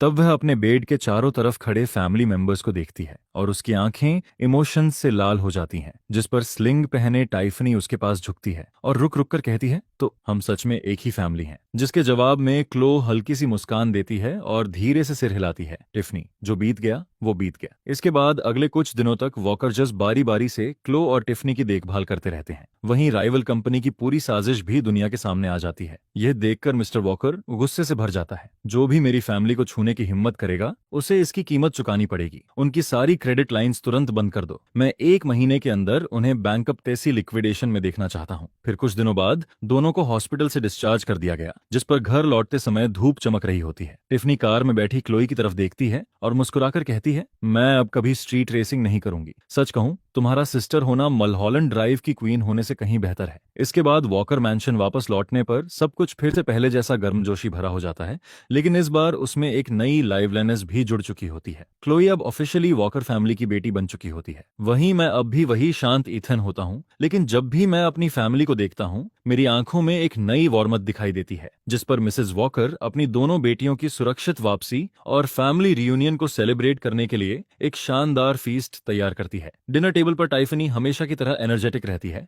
और लगातार क्लो से सवाल पूछती रहती है। वहीं विक्टोरिया और निकोल भी अपनी लंबे समय से खोई हुई सिस्टर पर खूब प्यार लुटाती रहती हैं। फिर कुछ महीने बाद वॉकर मैंशन के गार्डन में खूबसूरत गार्डेनियाज पूरी तरह खिल चुके होते हैं और उनकी मीठी खुशबू पूरे माहौल में फैली रहती है। मैं एक स्टोन बेंच पर बैठा दूर खड़ी क्लो को देख रहा होता हूँ, जो मिसेस वॉकर के साथ फ्लावर्स प्रून कर रही होती है। सिंपल ड्रेस पहने हुए जब उसकी उंगलियां फूलों की पंखुड़ियों को हल्के से छूती हैं, तब वह किसी शांत पेंटिंग जैसी लगती है। तभी विक्टोरिया 2 ग्लासेस लेकर मेरी तरफ आती है। इथिन, कुछ ठंडा P low, freshly squeezed watermelon juice है। जिस पर वह एक ग्लास मुझे थमा देती है। उसकी हर मूवमेंट बेहद जेंटल होती है और उसकी आंखों में परफेक्ट अमाउंट ऑफ कंसर्न दिखाई देता है। मलहोलैंड ड्राइव वाली रात के बाद जब मैंने एग्जैक्ट को नर्डिनेट्स दिए थे और हॉस्पिटल में क्लो को इमरजेंसी ब्लड ट्रांसफ्यूजन दिया था, तभी से उसका मेरे प्रति नजरिया बदल चुका था। अब उसमें सिर्फ एक बड़ी बहन वाली केयर नहीं थी, बल्कि रिस्पेक्ट और एक ऐसी सॉफ्टनेस भी थी जिसे शब्दों में बताना मुश्किल था। मैं ग्लास लेकर उसे थैंक यू कहता हूँ और जैसे ही एक एसआईप लेता हूँ, तभी टिफनी एक ब्रांड न्यू गेम कंट्रोलर लेकर दौड़ती हुई आ जाती है। एथन, मेरे साथ कुछ राउंड्स खेलो। उसका बायां हाथ पूरी तरह ठीक हो चुका होता है और उसकी पर्सनालिटी पहले की तरह लाइवली बनी रहती है, लेकिन अब जब भी वह मेरी तरफ देखती है उसमें बड़ी बहन वाली बॉसनेस नहीं होती। उसकी जगह हल्की सी गर्लिश शाइन दिखाई देती है। वहीं पास की बेंच पर निकोल बैठी होती है। उसके लैपटॉप में माउंटेन रेस्क्यू रूट ऑप्टिमाइजेशन का प्लान खुला होता है, जिसे उसने अभी अभी पूरा किया था। जिस पर वह मुझे देखकर कहती है, इथन जरा ये देखो, पिछली बार जो फॉल ट्रेजेक्टरी डेटा तुमने कैलकुलेट किया था वह काफी यूजफुल रहा। मैंने उसके आधार पर कुछ एडिशंस किए हैं, शायद इससे फ्यूचर में और लोगों की मदद हो सके। उसकी आवाज जेंटल होती है और उसकी नजरों में साफ एडमिरेशन दिखाई देता है। उसी पल मुझे समझ आ जाता है कि तीनों वॉकर सिस्टर्स मेरे लिए क्या फील करती हैं। ये फीलिंग्स मलहॉलैंड ड्राइव की लाइफ एंड डेथ रेस्क्यू से शुरू हुई थी। उस डेस्परेट सिचुएशन में हमने जो सपोर्ट एक दूसरे को दिया था वही इसकी वजह थी। इसका ब्लड टाइज या स्टेटस से कोई लेना देना नहीं था, ये सिर्फ प्योर अफेक्शन था। लेकिन मेरा दिल तो पहले से ही क्लोई का हो चुका था। उसके सेल्फलेस रेस्क्यू से लेकर हॉस्पिटल की लाइफ एंड डेथ स्ट्रगल तक उसकी ब्रेवरी और जेंटलनेस मेरी सोल में गहराई तक दर्ज हो चुकी थी। तभी क्लोई हमारी तरफ आती है और हाथ में फ्रेशली कट मैंगो लिए मुस्कुराते हुए कहती है, ईथन इसे ट्राई करो, अभी अभी काटा है। जिस पर वह मैंगो मेरे होंठों के पास लाती है। उसकी आंखों में मौजूद टेंडरनेस बिल्कुल साफ दिखाई देती है और उसमें सिर्फ हम दोनों के बीच की अंडरस्टैंडिंग झलकती है। यह देखकर विक्टोरिया मुस्कुराती है, क्लो अब तुम वॉकर फैमिली का ट्रेजर हो। अगर किसी ने भी तुम्हें परेशान करने की कोशिश की तो हम तीनों उसे कभी माफ नहीं करेंगे। सूरज की सुनहरी किरणें पूरे गार्डन को रोशन कर रही होती हैं और ग्रास पर मेरी और क्लो की लंबी शैडोज फैली हुई दिखाई देती हैं। समय धीरे धीरे आगे बढ़ता है और देखते ही देखते कई महीने गुजर गए, जिस पर जिन फीलिंग्स को उन्होंने इतने समय तक दबाकर रखा था वे एक बार फिर धीरे धीरे सामने आने लगती हैं। यह सब खुलकर नहीं होता, लेकिन इतना जरूर होता है कि सब कुछ साफ महसूस होने लगता है। विक्टोरिया अब भी जेंटल रहती है, लेकिन मेरी तरफ उसका ध्यान पहले से कहीं ज्यादा बढ़ जाता है। जब भी मैं और क्लोई वॉकर हाउस आते हैं, टेबल पर मेरा फेवरेट वाटरमेलन जूस पहले से रखा होता है और स्टडी रूम में मेरी पसंद की फाइनेंशियल मैगजीन्स मौजूद रहती हैं। कई बार जब मैं और मिस्टर वॉकर बिजनेस डिस्कस कर रहे होते हैं, तब विक्टोरिया चुपचाप पास बैठी रहती है, सही समय पर पानी का ग्लास दे देती है, या फिर जब मैं किसी सोच में डूबा होता हूँ तब किसी जरूरी इन्फॉर्मेशन की तरफ इशारा कर देती है। एक बार मैंने कैजुअली कहा था कि मुझे हैंडमेड वुडन ऑर्नामेंट्स पसंद है, जिसके कुछ समय बाद मेरे बुकशेल्फ पर एक यूनिक वुड कार्विंग दिखाई देने लगती है। विक्टोरिया मुस्कुराकर कहती है, शॉपिंग के दौरान दिखा था, यूनिक लगा इसलिए खरीद लिया, अगर पसंद आए तो रख लेना। मैं उसकी आंखों में छिपी उम्मीद को देख लेता हूँ और सब समझ जाता हूँ, लेकिन मैं सिर्फ मुस्कुराकर उसे थैंक यू कहता हूँ और फिर वह ऑर्नामेंट क्लो को दे देता हूँ। क्लोई उसे बहुत पसंद करती है और खुशी से हाथों में पकड़ लेती है,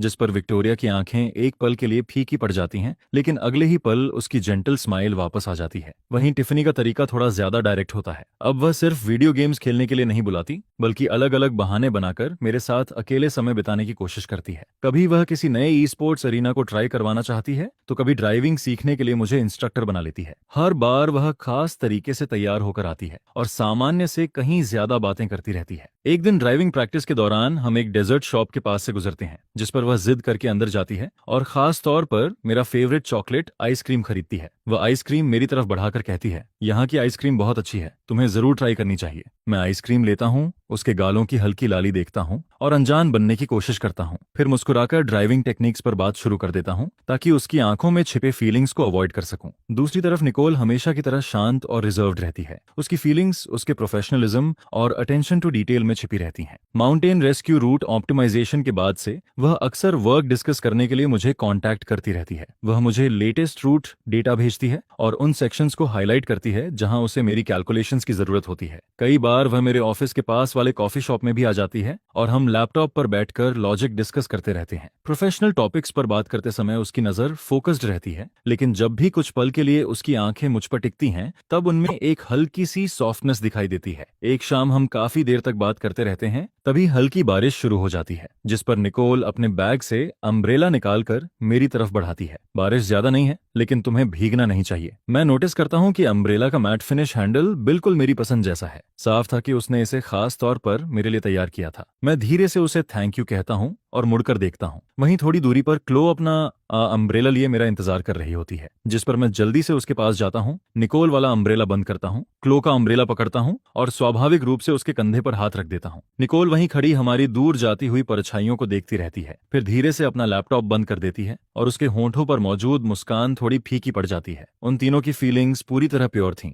उनमें कोई राइवलरी या मैलिस नहीं था, बस अफेक्शन जताने के तरीके अलग अलग थे, लेकिन मेरे दिल का जवाब कभी नहीं बदला था। क्लोई की इमेज बहुत पहले ही मेरे हर ख्याल में बस चुकी थी। बाकी सभी की काइंडनेस सिर्फ मेरे अंदर क्लोई के लिए मौजूद फीलिंग्स को और ज्यादा क्लियर करती जा रहने को कहती है और लौटने पर हमारी सारी बातें उत्साह से सुनती है। वहीं जब मैं और निकोल वर्क डिस्कस कर रहे होते हैं तब वह पास बैठकर किताब पढ़ती रहती है या हमारे लिए टी तैयार करती रहती है। एक दिन जब मैं और मेरे लिए कुछ तैयार करती है तब क्लो मुस्कुराकर उसे एक्सेप्ट करती है और उसकी थॉटफुलनेस की तारीफ करती है फील कर सकूं। दूसरी तरफ निकोल हमेशा की तरह शांत और रिजर्व्ड रहती है। उसकी फीलिंग्स, उसके प्रोफेशनलिज्म के सिस्टर्स का बिहेवियर हाल में तुम्हारे प्रति थोड़ा बदल गया है, जिस पर मैं उसका हाथ पकड़ता हूं और सीधे उसकी आंखों में देखता हूं। लेकिन मेरे दिल में सिर्फ तुम हो, हमेशा से सिर्फ तुम ही थी। यह सुनकर क्लोई की आंखों में एक कोमल मुस्कान चमक उठती है और वह अपना सिर मेरे कंधे पर टिका देती है। मुझे पता है, मुझे तुम पर भरोसा है। इसके बाद अगले दिन मैं पहले से क्लो के साथ प्लान बनाता हूँ और उसे लेकर काउंटी क्लर्क्स ऑफिस पहुंच जाता हूँ। क्लो पैसेंजर सीट पर बैठी बाहर तेजी से गुजरते सीनरी को देख रही होती है। फिर वह धीरे से पूछती है, इथन, हम यहाँ क्या करने आए हैं? जिस पर मैं उसका हाथ पकड़ता हूँ, उसकी हथेली की ठंडक फील करता हूँ और गंभीर नजरों से उसकी तरफ देखता हूँ। मैं हमारे नाम बदलना चाहता हूँ। यह सुनकर क्लोई एकदम से ठिठक जाती है। वह पलकें झपकाती है और उसकी लंबी आईलैशेस बिल्कुल बटरफ्लाई विंग्स की तरह हल्के हल्के कांपने लगती हैं। हमारे नाम बदलना? हाँ। जिस पर मैं सिर हिलाता हूँ और मेरी आवाज नरम होने के बावजूद पूरी तरह दृढ़ होती है। तुम वॉकर फैमिली की बेटी हो, इसलिए तुम्हारे नाम के साथ उनका सरनेम होना चाहिए। मैं चाहता हूँ कि तुम क्लो वॉकर बनो, इस फैमिली का हिस्सा बनो, और मैं अपना लास्ट नेम छोड़ना चाहता हूँ। मैं सिर्फ ईथन रहूंगा, सिर्फ तुम्हारा ईथन, जो पूरी जिंदगी तुम्हारी रक्षा करेगा, तुम्हें सुरक्षित रखेगा और जिसकी जिंदगी में कोई दूसरी डिस्ट्रैक्शन नहीं होगी। यह सुनते ही क्लो की आंखें लाल हो जाती हैं, उसकी आंखों में आंसू भर आते हैं, लेकिन उसके चेहरे पर एक चमकती हुई मुस्कान भी फैल जाती है, जिस पर वह तेजी से सिर हिलाती है और रुंधी हुई आवाज में कहती है, मैं आपकी बात मानूंगी ईथन। आज से मैं क्लो वॉकर हूँ और सिर्फ आपकी क्लो वॉकर हूँ। इसके बाद हमारे नाम बदलने की प्रोसेस काफी स्मूथली पूरी हो जाती है, जिस पर जैसे ही क्लो को उसकी नई आईडी मिलती है वह उसे बेहद सावधानी से अपने हाथों में पकड़ लेती है। उसकी उंगलियां बार बार उस पर लिखे नाम क्लो वॉकर को छूती रहती हैं और उसकी आंखों में खुशी साफ दिखाई देती है। ऑफिस की खिड़की से आती धूप उसके चेहरे पर पड़ रही होती है, जिससे उसकी आंख के पास मौजूद ब्यूटी मार्क और भी ज्यादा खूबसूरत लगने लगता है, जिस पर मैं उसे अपनी बाहों में खींचता हूँ और उसके माथे पर एक हल्का सा किस करता हूँ। मेरी पूरी जिंदगी सिर्फ तुम्हारी है। जब हमारे नाम बदलने की खबर वॉकर हाउस तक पहुंचती है तब मिसेस वॉकर की खुशी का ठिकाना नहीं रहता। वह लगातार मुस्कुरा रही होती हैं और क्लो का हाथ पकड़कर प्यार से सहलाती रहती हैं। क्लो वॉकर, कितना खूबसूरत नाम है, बिल्कुल हमारी बेटी के लिए परफेक्ट। जिस पर मिस्टर वॉकर भी सिर हिलाते हैं और मेरी तरफ अप्रूवल भरी नजरों से देखते हुए कहते हैं, हाँ ईथन, तुमने बहुत सोच समझकर फैसला लिया है। अब से तुम्हें क्लो का अच्छे से ख्याल रखना होगा। डैड, आप चिंता मत कीजिए, मैं रखूंगा। लेकिन तीनों सिस्टर्स का रिएक्शन थोड़ा ज्यादा कॉम्प्लिकेटेड होता है। विक्टोरिया हमारी तरफ देखती है, उसके चेहरे पर अब भी जेंटल स्माइल होती है, लेकिन उसकी आंखों में एक पल के लिए डिसअपॉइंटमेंट की झलक दिखाई देती है, जिस पर वह पानी का ग्लास उठाती है, एक सिप लेती है और धीरे से कहती है, क्लोई, ईथन, कॉन्ग्रेचुलेशंस। नाम बदलना अच्छी बात है, बस अब मुझे तुम्हें क्लोई वॉकर कहने की आदत डालनी पड़ेगी। यह कहते हुए वह मेरी तरफ एक नजर डालती है, लेकिन उसकी आंखों में छिपा सैडनेस पूरी तरह छिप नहीं पाता। वहीं निकोल भी धीरे से कहती है, इसका मतलब बहुत खूबसूरत है, मैं तुम दोनों के लिए शुभकामनाएं देती हूँ। लेकिन उसकी गोद में रखा हाथ धीरे धीरे मुट्ठी में बदल जाता है। मैं समझ जाता हूं कि उन्होंने अभी पूरी तरह अपने फीलिंग्स को नहीं छोड़ा है और मुझे एक साफ फैसला लेना होगा ताकि मैं क्लोई के ट्रस्ट का सम्मान कर सकूं और तीनों सिस्टर्स को भी अपनी जिंदगी में आगे बढ़ने का मौका दे सकूं। फिर उस वीकेंड वॉकर फैमिली एक डिनर पार्टी रखती है। गार्डन रंग बिरंगी लाइट से सजाया जाता है और गार्डिनिया की शाखाओं पर लाल लैंटर्न्स टंगे होते हैं जो पूरे यार्ड को गर्म रोशनी से भर रहे होते हैं। जिस पर मिस्टर वॉकर अपना ग्लास उठाते हैं और मुस्कुराकर कहते हैं, आज मैंने सबको दो वजहों से बुलाया है। पहली, क्लो और ईथन के नाम बदलने की खुशी मनाने के लिए, और दूसरी, पूरी फैमिली के साथ एक अच्छा समय बिताने के लिए। यह सुनकर सभी अपने ग्लासेस उठाते हैं। क्रिस्टल ग्लासेस की टकराने की आवाज हंसी और खुशियों के बीच पूरे गार्डन में गूंजने लगती है। डिनर आधा खत्म होने के बाद मैं अपना ग्लास नीचे रखता हूँ, गहरी सांस लेता हूँ और खड़ा हो जाता हूँ। एल्डर्स, सिस्टर्स, मुझे एक जरूरी बात अनाउंस करनी है। जिस पर सभी की नजरें मेरी तरफ मुड़ जाती हैं। मेरे बगल में बैठी क्लोई भी सिर उठाकर मेरी तरफ देखती है। उसकी आंखों में कंफ्यूजन और एंटिसिपेशन दोनों दिखाई दे रहे होते हैं। मैं उसका हाथ पकड़ लेता हूँ। उसकी उंगलियां हल्की ठंडी होती हैं, लेकिन वह मेरा हाथ कसकर पकड़ लेती है जैसे मुझे ताकत दे रही हो। फिर मेरी नजर वहां मौजूद सभी लोगों पर घूमती है और आखिर में तीनों सिस्टर्स पर जाकर रुकती है। सिस्टर्स, आपने हमेशा मुझे केयर, अफेक्शन ऑफ अफेक्शन और सपोर्ट दिया है। हमारी पहली गलतफहमी वाली मुलाकात से लेकर आज तक मैंने आपकी काइंडनेस, सिंसियरिटी और जेंटलनेस को हमेशा महसूस किया है। जिस पर मैं विक्टोरिया की तरफ देखता हूँ। विक्टोरिया, आपने हमेशा चुपचाप मेरी पसंद की चीजें तैयार की। जब भी मैं और डैड बिजनेस डिस्कस करते थे, आप सही समय पर जरूरी बातें याद दिलाती थीं। आपकी थॉटफुलनेस और ग्रास ने मुझे फैमिली की वार्मथ महसूस कराई। यह सुनकर विक्टोरिया की आंखें लाल हो जाती हैं और उसके हाथ में पकड़ा वाइन ग्लास हल्का कांपने लगता है। फिर मैं टिफनी की तरफ देखता हूँ। टिफनी, तुमने मुझे बहुत सी नई चीजों से इंट्रोड्यूस कराया। ई स्पोर्ट्स अरीना से लेकर ड्राइविंग प्रैक्टिस तक तुमने मेरी जिंदगी में बहुत सारी खुशियां जोड़ी। तुम्हारी एनर्जी और सिंसेरिटी एक छोटे सूरज की तरह है जो अपने आसपास के सभी लोगों को वार्मथ देती है। जिस पर टिफनी सिर झुका लेती है। उसकी लंबी एलाशेज उसकी आंखों में मौजूद इमोशंस को छिपाने की कोशिश करती हैं, लेकिन उसके कांपते हुए कंधे सब कुछ बता रहे होते हैं। इसके बाद मैं निकोल की तरफ देखता हूँ। निकोल, तुम हमेशा वर्क डिस्कशंस का बहाना बनाकर मेरे साथ प्रोफेशनल टॉपिक्स पर बात करती थी। मैं तुम्हारे फोकस और जेंटल नेचर की दिल से रिस्पेक्ट करता हूँ। यह सुनकर निकोल अपने बालों को छूती है, जैसे अपनी आंखों की नमी छिपाने की कोशिश कर रही हो। फिर मैं सभी की तरफ देखकर कहता हूँ, मैं आप सभी का दिल से आभारी हूँ। मेरी आवाज शांत लेकिन पूरी तरह दृढ़ होती है। मेरे दिल में आप हमेशा क्लो की प्यारी सिस्टर्स रहेंगी और हमेशा मेरी सिस्टर्स भी रहेंगी। मैं इस फैमिली बॉन्ड को हमेशा चेरिश करूंगा और मैं क्लो का हमेशा ख्याल रखूंगा। यह कहते ही मैं और देर नहीं करता। मैं अपनी पॉकेट से एक वेलवेट बॉक्स निकालता हूँ, एक घुटने पर बैठ जाता हूँ और उसे खोल देता हूँ। अंदर एक सिंपल लेकिन बेहद एलिगेंट डायमंड रिंग रखी होती है। उसका डायमंड नरम लेकिन स्थिर रोशनी में चमक रहा होता है। जिस पर मैं धीरे से कहता हूँ, मैंने यह रिंग स्पेशली बनवाई है। इसके अंदर हमारे इनिशियल्स एंग्राव्ड हैं, जो हमारे अटूट बंधन का सिंबल हैं। फिर मैं ऊपर देखकर क्लो की आंखों में देखता हूँ। क्लो, इतने सालों तक मैं सोचता रहा कि शायद मेरे फीलिंग्स सिर्फ लंबे साथ की आदत हैं, लेकिन जब तुम घायल हुई थी तब मुझे अपने दिल की सच्चाई समझ आई। मेरे पास फैंसी वर्ड्स नहीं है, मेरे पास सिर्फ एक दिल है जो पूरी जिंदगी तुम्हारे साथ बिताना चाहता है। क्या तुम मुझसे शादी करोगी? यह सुनते ही क्लोई पूरी तरह स्टन्ड रह जाती है। अगले ही पल उसकी आंखों से आंसू बहने लगते हैं। वह तेजी से सिर हिलाती है और भावनाओं से भरी आवाज में कहती है, हाँ, मैं करूंगी। जिस पर मैं खड़ा होता हूँ, धीरे से रिंग उसकी उंगली में पहनाता हूँ और उसे कसकर अपनी बाहों में भर लेता हूँ। क्लोई का शरीर हल्का कांप रहा होता है। वह मेरी कमर को ऐसे पकड़ती है जैसे खुद को हमेशा के लिए मुझ में समेट लेना चाहती हो। यह देखकर मिसेज वॉकर की आंखें भी भर जाती हैं। वह मिस्टर वॉकर का हाथ पकड़ लेती हैं और बार बार कहती हैं, यह बहुत अच्छा है, सच में बहुत अच्छा है। जिस पर मिस्टर वॉकर भी राहत भरी मुस्कान के साथ अपनी आंखों के कोने पहुंचते हैं। हाँ, बच्चों की सारी मुश्किलें आखिरकार खत्म हो गईं। अब से हमारी फैमिली सच में पूरी हो गई है। इसके बाद विक्टोरिया हमारे पास आती है और मेरे कंधे पर हाथ रखती है। उसके चेहरे पर इस बार सच्ची राहत दिखाई दे रही होती है। मैं तुम दोनों के लिए खुश हूँ। थैंक यू विक्टोरिया, मैं क्लो का हमेशा ख्याल रखूंगा। फिर टिफनी भी आगे आती है। उसकी आंखें थोड़ी लाल होती हैं, लेकिन उसकी मुस्कान पूरी तरह सच्ची होती है। एथन, मेरी सिस्टर को हमेशा खुश रखना। यह कहते हुए वह प्यार से क्लोई के गाल को पिंच करती है, जिस पर दोनों सिस्टर्स एक दूसरे को देखती हैं और मुस्कुरा देती हैं। उनके बीच की सारी दूरियां जैसे उसी पल खत्म हो जाती हैं। चिंता मत करो टिफनी। वहीं निकोल अपने ग्लासेस ठीक करती है और धीरे से कहती है, एथन, मैं तुम्हें दोनों को खुशियां देती हूँ। अब से भी हम एक ही फैमिली रहेंगे। उसकी आवाज अब भी जेंटल होती है, लेकिन उसमें सुकून और सिंसियरिटी साफ महसूस होती है। मैं और क्लो एक दूसरे की तरफ देखते हैं। हमारी आंखों में ग्रैटिट्यूड और हैप्पीनेस दोनों भरे होते हैं। उसी पल मुझे एहसास हो जाता है कि तीनों सिस्टर्स ने सच में अपने दिल के फीलिंग्स छोड़ दिए हैं और उनका ब्लेसिंग अब पूरी तरह प्योर और प्रेशियस है। इसके बाद अगले कुछ दिनों में हम अपनी वेडिंग की प्लानिंग शुरू कर देते हैं। एक दिन क्लो मुस्कुराते हुए कहती है, मैं हमेशा से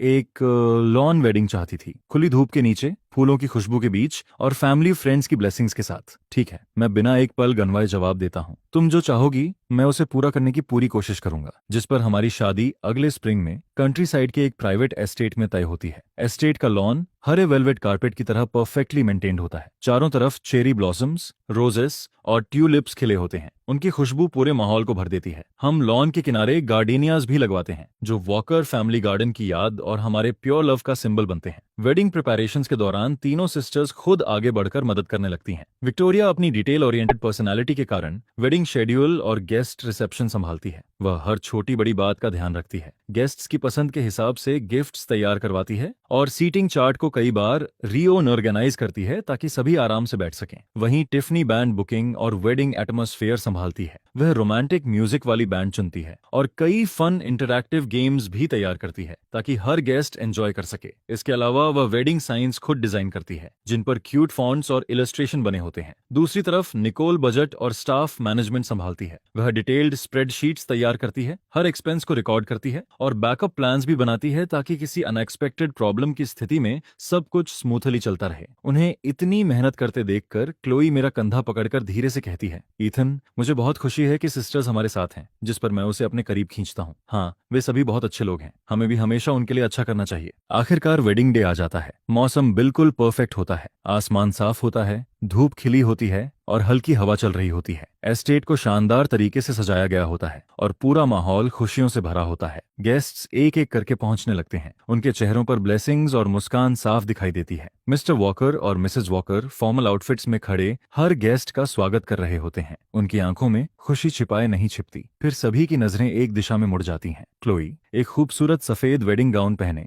अपने पिता के साथ धीरे धीरे मेरी तरफ बढ़ रही होती है। उसके हाथों में गार्डिनियाज और व्हाइट रोजेस का बुके होता है। उसका वेल उसके कंधों तक खूबसूरती से गिर रहा होता है। उसकी ड्रेस की लंबी ट्रेल लॉन पर ऐसे फैल रही होती है जैसे कोई बर्फीला लोटस खिल गया हो। उसके चेहरे पर हल्का मेकअप होता है। उसकी आंखें जेंटल होती हैं, होंठों पर शर्मीली मुस्कान होती है और उसकी नजर सिर्फ मुझ पर टिकी होती है। लॉन पर बिछे रेड कारपेट पर गुलाबी फ्लावर पेटेल्स बिखरे होते हैं और बैंड एक रोमांटिक वेडिंग मार्च बजा रही होती है। धूप की किरणें उस पर पड़ रही होती हैं जिससे वह किसी पवित्र रोशनी में ढकी हुई लगती है। मेरा दिल तेजी से धड़कने लगता है। मेरी नजरें उससे हट ही नहीं पाती। मलकोलैंड ड्राइव पर हमारी पहली मुलाकात से लेकर आज तक के सारे मोमेंट्स मेरी आंखों के सामने गुजरने लगते हैं। उसकी ब्रेवरी, उसकी जेंटलनेस, उसका ट्रस्ट, सब कुछ मेरे दिल में हमेशा के लिए दर्ज हो चुका था। मैं ब्लैक सूट पहने खड़ा होता हूँ और हाथ में सनफ्लावर्स का बुके पकड़े रहता हूँ। सनफ्लावर्स उसके फेवरेट फ्लावर्स थे जो सनशाइन और वार्मथ का सिंबल थे। तभी मिस्टर वॉकर क्लो का हाथ मेरे हाथ में रखते हैं। एथन, क्लो हमारी फैमिली का लंबे समय से खोया हुआ ट्रेजर है। अब मैं उसे तुम्हें सौंप रहा हूँ। तुम्हें पूरी जिंदगी उसका ख्याल रखना होगा और उससे प्यार करना होगा। जिस पर मैं क्लो का हाथ मजबूती से पकड़ लेता हूँ और पूरी दृढ़ता से जवाब देता हूँ, मैं रखूंगा डैड। मैं अपनी पूरी जिंदगी उसकी रक्षा करूंगा, उसे चेरिश करूंगा और उससे प्यार करूंगा और मैं कभी भी उसका साथ नहीं छोड़ूंगा। जिस पर मिस्टर वॉकर संतुष्टि से सिर हिलाते हैं और वापस जाकर मिसेज वॉकर के पास अपनी सीट पर बैठ जाते हैं। दोनों एक दूसरे की तरफ देखते हैं और संतोष भरी मुस्कान साझा करते हैं। इसके बाद वेडिंग सेरेमनी शुरू होती है। ऑफिशिएंट हमारे सामने खड़ा होता है और नरम आवाज में पूछता है, इथन, क्या तुम क्लो वॉकर को अपनी पत्नी के रूप में स्वीकार करते हो? सुख और दुख में, अमीरी और गरीबी में, बीमारी और सेहत में अपनी पूरी जिंदगी उसके साथ रहने और उसका साथ निभाने का वादा करते हो? मैं करता हूँ। मेरी आवाज साफ और दृढ़ होती है। मेरी नजरें सीधे क्लोई की आंखों में टिकी होती हैं जिनमें मेरे लिए गहरा प्यार दिखाई दे रहा होता है। मैं जानता था कि ये दो शब्द सिर्फ एक जवाब नहीं थे बल्कि मेरी पूरी जिंदगी का वादा थे। फिर ऑफिशिएंट क्लोई की तरफ देखकर पूछता है, क्लोई वॉकर, क्या तुम ईथन को अपने पति के रूप में स्वीकार करती हो? सुख दुख, अमीरी गरीबी, बीमारी सेहत, हर परिस्थिति में उससे प्यार करने और उसका साथ निभाने का वादा करती हो? जिस पर क्लोई मेरी तरफ देखती है। उसकी आंखों में आंसू भरे होते हैं लेकिन उसके चेहरे पर सबसे सच्ची खुशी की मुस्कान होती है। मैं करती हूँ। उसके ये साधारण शब्द हमारी पूरी जिंदगी के कमिटमेंट का भार अपने अंदर लिए हुए होते हैं। जिस पर उसकी आंख के कोने से एक आंसू निकलता है और उसकी सफेद ड्रेस पर गिरता है, बिल्कुल चमकते हुए मोती की तरह। इसके बाद हम रिंग्स एक्सचेंज करते हैं। मैं धीरे से रिंग उसकी उंगली में पहनाता हूँ और फिर वह भी मुझे रिंग पहनाती है। जैसे ही हमारी उंगलियां एक दूसरे को छूती हैं, ऐसा लगता है जैसे कोई गर्म और स्थिर एहसास हम दोनों के बीच बह रहा हो। वह छोटी सी रिंग अब हमारी जिंदगी को हमेशा के लिए जोड़ चुकी होती है। फिर ऑफिशिएंट मुस्कुराकर घोषणा करता है, अब मैं आप दोनों को पति और पत्नी घोषित करता हूँ। ईश्वर करे आप दोनों की जिंदगी लंबी और खुशियों से भरी हो। यह सुनते ही पूरा माहौल तालियों और चीयर्स से गूंज उठता है। रंग बिरंगे बलून्स आसमान में उड़ने लगते हैं और रंगीन स्ट्रीमर्स ऊपर से बरसने लगते हैं, जिससे पूरा एस्टेट खुशी के माहौल में डूब जाता है। जिस पर मैं झुकता हूँ और धीरे से क्लोई के होंठों को किस करता हूँ। उसके होंठ नरम और गर्म होते हैं, जिनमें गार्डीनियास की हल्की खुशबू महसूस होती है। उस पल ऐसा लगता है जैसे समय रुक गया हो। हमारे आसपास की सारी चीजें धुंधली पड़ जाती हैं और सिर्फ हमारी धड़कनों और सांसों की आवाज बाकी रह जाती है। इसके बाद शादी के दूसरे साल में एक दिन क्लो मेरे पास आती है। उसके हाथ में प्रेगनेंसी टेस्ट रिपोर्ट होती है। वह उसे मेरी तरफ बढ़ाती है और उसकी उंगलियां हल्के से कांप रही होती हैं। उसकी आंखों में खुशी के आंसू चमक रहे होते हैं। इथन देखो, हमारा बेबी आने वाला है। जिस पर मैं रिपोर्ट लेता हूँ, एक पल के मेरा दिमाग पूरी तरह खाली हो जाता है और अगले ही पल एक ऐसी खुशी मेरे अंदर भर जाती है जिसे शब्दों में बताना मुश्किल था। मैं तुरंत उसे अपनी बाहों में भर लेता हूँ। सच में क्लोई, हम पेरेंट्स बनने वाले हैं? वह मेरे सीने से लगकर सिर हिलाती है। उसके चेहरे पर मुस्कान होती है, लेकिन आंखों से लगातार आंसू बह रहे होते हैं। डॉक्टर ने कहा है कि 5 हफ्ते हो चुके हैं। यह खबर हमारी जिंदगी में ऐसे फैलती है जैसे किसी शांत झील में पत्थर गिर गया हो और उसकी लहरें हर तरफ फैल रही हों। जिस पर उसी दिन मिसेस वॉकर ढेर सारे न्यूट्रिशनल सप्लीमेंट्स लेकर हमारे घर पहुंच जाती हैं। घर में घुसते ही वह क्लोई का हाथ पकड़ लेती हैं और उसकी तरफ देखती रहती हैं। उनकी आंखें लाल हो जाती हैं और वह क्लोई के चेहरे से उसके पेट तक देखती हैं, जैसे उन्हें कोई अनमोल खजाना मिल गया हो। मेरी प्यारी बेटी, यह तो बहुत अच्छी खबर है। अब से तुम्हें अपना पूरा ख्याल रखना होगा, ज्यादा थकना नहीं है। जो भी खाना या पीना हो, मॉम खुद बना कर देगी। इसके बाद मिस्टर वॉकर भी पीछे पीछे अंदर आते हैं। उनके हाथ में एक खूबसूरत वुडन बॉक्स होता है, जिसमें खास तौर पर मंगाया गया वाइल्ड जिनसिंग रखा होता है। उनकी आवाज हमेशा की तरह शांत होती है, लेकिन चेहरे की मुस्कान छिप नहीं पाती। क्लोई, अपनी ताकत बढ़ाओ। अगर किसी भी चीज की जरूरत हो तो अपने फादर को बताना। फिर अगले ही दिन विक्टोरिया अपनी एनुअल लीव ले लेती है और सीधे हमारे घर आ जाती है। वह प्रेगनेंसी बुक्स का पूरा ढेर लेकर आती है और रोज क्लोई के लिए अलग अलग न्यूट्रिशियस मील्स बनाने लगती है। आज से मैं तुम्हारी full time head of logistics हूँ। जिस पर वह अपनी खूबसूरत हैंडराइटिंग में लिखी हुई प्रेगनेंसी डाइट गाइड निकालती है। देखो, फर्स्ट ट्राइमेस्टर में स्पाइसी फूड अवॉइड करना चाहिए। मैंने तुम्हारे लिए यम और मिलेट पॉरेज बनाई है। इससे मॉर्निंग सिकनेस में आराम मिलेगा। इसकी खुशबू तो बहुत अच्छी है। हाँ, आराम से पीना, खुद को जला मत लेना। क्लोई गर्म पॉरेज का बोल अपने हाथों में पकड़ती है और उसका दिल गर्म जोशी से भर जाता है। विक्टोरिया, तुम्हें मेरे लिए छुट्टी लेने की जरूरत नहीं थी। जिस पर विक्टोरिया हाथ हिलाकर मुस्कुराती है। पगली लड़की,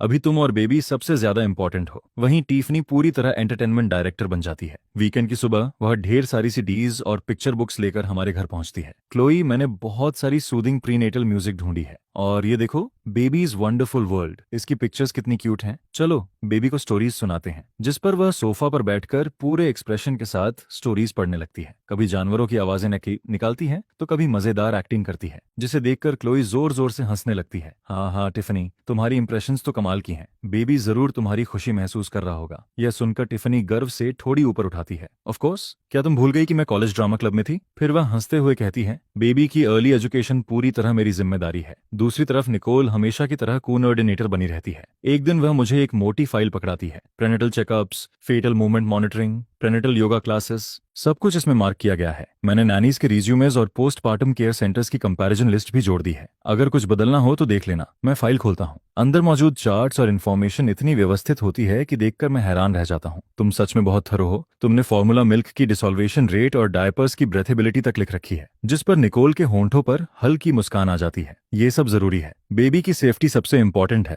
ऐसी चीजें पहले से सोचनी पड़ती हैं। क्लोई का फर्स्ट ट्रिमेस्टर ज्यादा मुश्किल नहीं होता, लेकिन उसे अक्सर थकान और नींद महसूस होती रहती है। जिस पर मैं अपना ज्यादातर नॉन एसेंशियल वर्क कम कर देता हूँ और रोज समय पर घर लौट आता हूँ ताकि उसके साथ रह सकूं। हर रात मैं धीरे से अपना सिर उसके पेट पर रखता हूँ। अंदर पल रही छोटी सी जिंदगी की हल्की हरकतों को सुनने की कोशिश करता हूँ और इमेजिन करता हूँ कि हमारा बेबी धीरे धीरे बड़ा हो रहा है। क्लो मुस्कुराते हुए मेरे बालों को सहलाती है। उसकी आंखें सपनों से भरी होती हैं। एथन, तुम्हें क्या लगता है, बेबी ज्यादा तुम्हारी तरह होगा या मेरी तरह? मैं उसका हाथ पकड़ता हूँ और उसकी हथेली से अपना चेहरा सटा देता हूँ। मैं चाहता हूँ कि बेबी बिल्कुल तुम्हारी तरह हो, जेंटल और काइंड। और अगर उसकी आंखें तुम्हारी जैसी हुई तो वह बहुत खूबसूरत होगा। जिस पर वह मुस्कुराती है। चांदनी उसके चेहरे पर पड़ रही होती है और उसे पहले से भी ज्यादा खूबसूरत बना रही होती है। और मैं चाहती हूँ कि बेबी तुम्हारी तरह हो, ब्रेव और रिस्पॉन्सिबल, ताकि फ्यूचर में वह खुद की रक्षा कर सके। समय धीरे धीरे धीरे आगे बढ़ता है। क्लोई का पेट बड़ा होने लगता है और उसके लिए चलना फिरना पहले से मुश्किल हो जाता है। रात में अक्सर उसे पीठ में दर्द रहता है और उसे नींद नहीं आती, जिस पर मैं पूरी रात उसके साथ जागता हूँ, उसकी पीठ की मसाज करता हूँ और उसे आरामदायक पोजीशन ढूंढने में मदद करता हूँ। एक रात वह धीरे से कहती है, इथन, तुम्हें मेरे साथ जागने की जरूरत नहीं है, कल तुम्हें काम पर भी जाना है। लेकिन मैं सिर हिलाता हूँ और उसकी पीठ की मसाज करता रहता हूँ। कोई बात नहीं,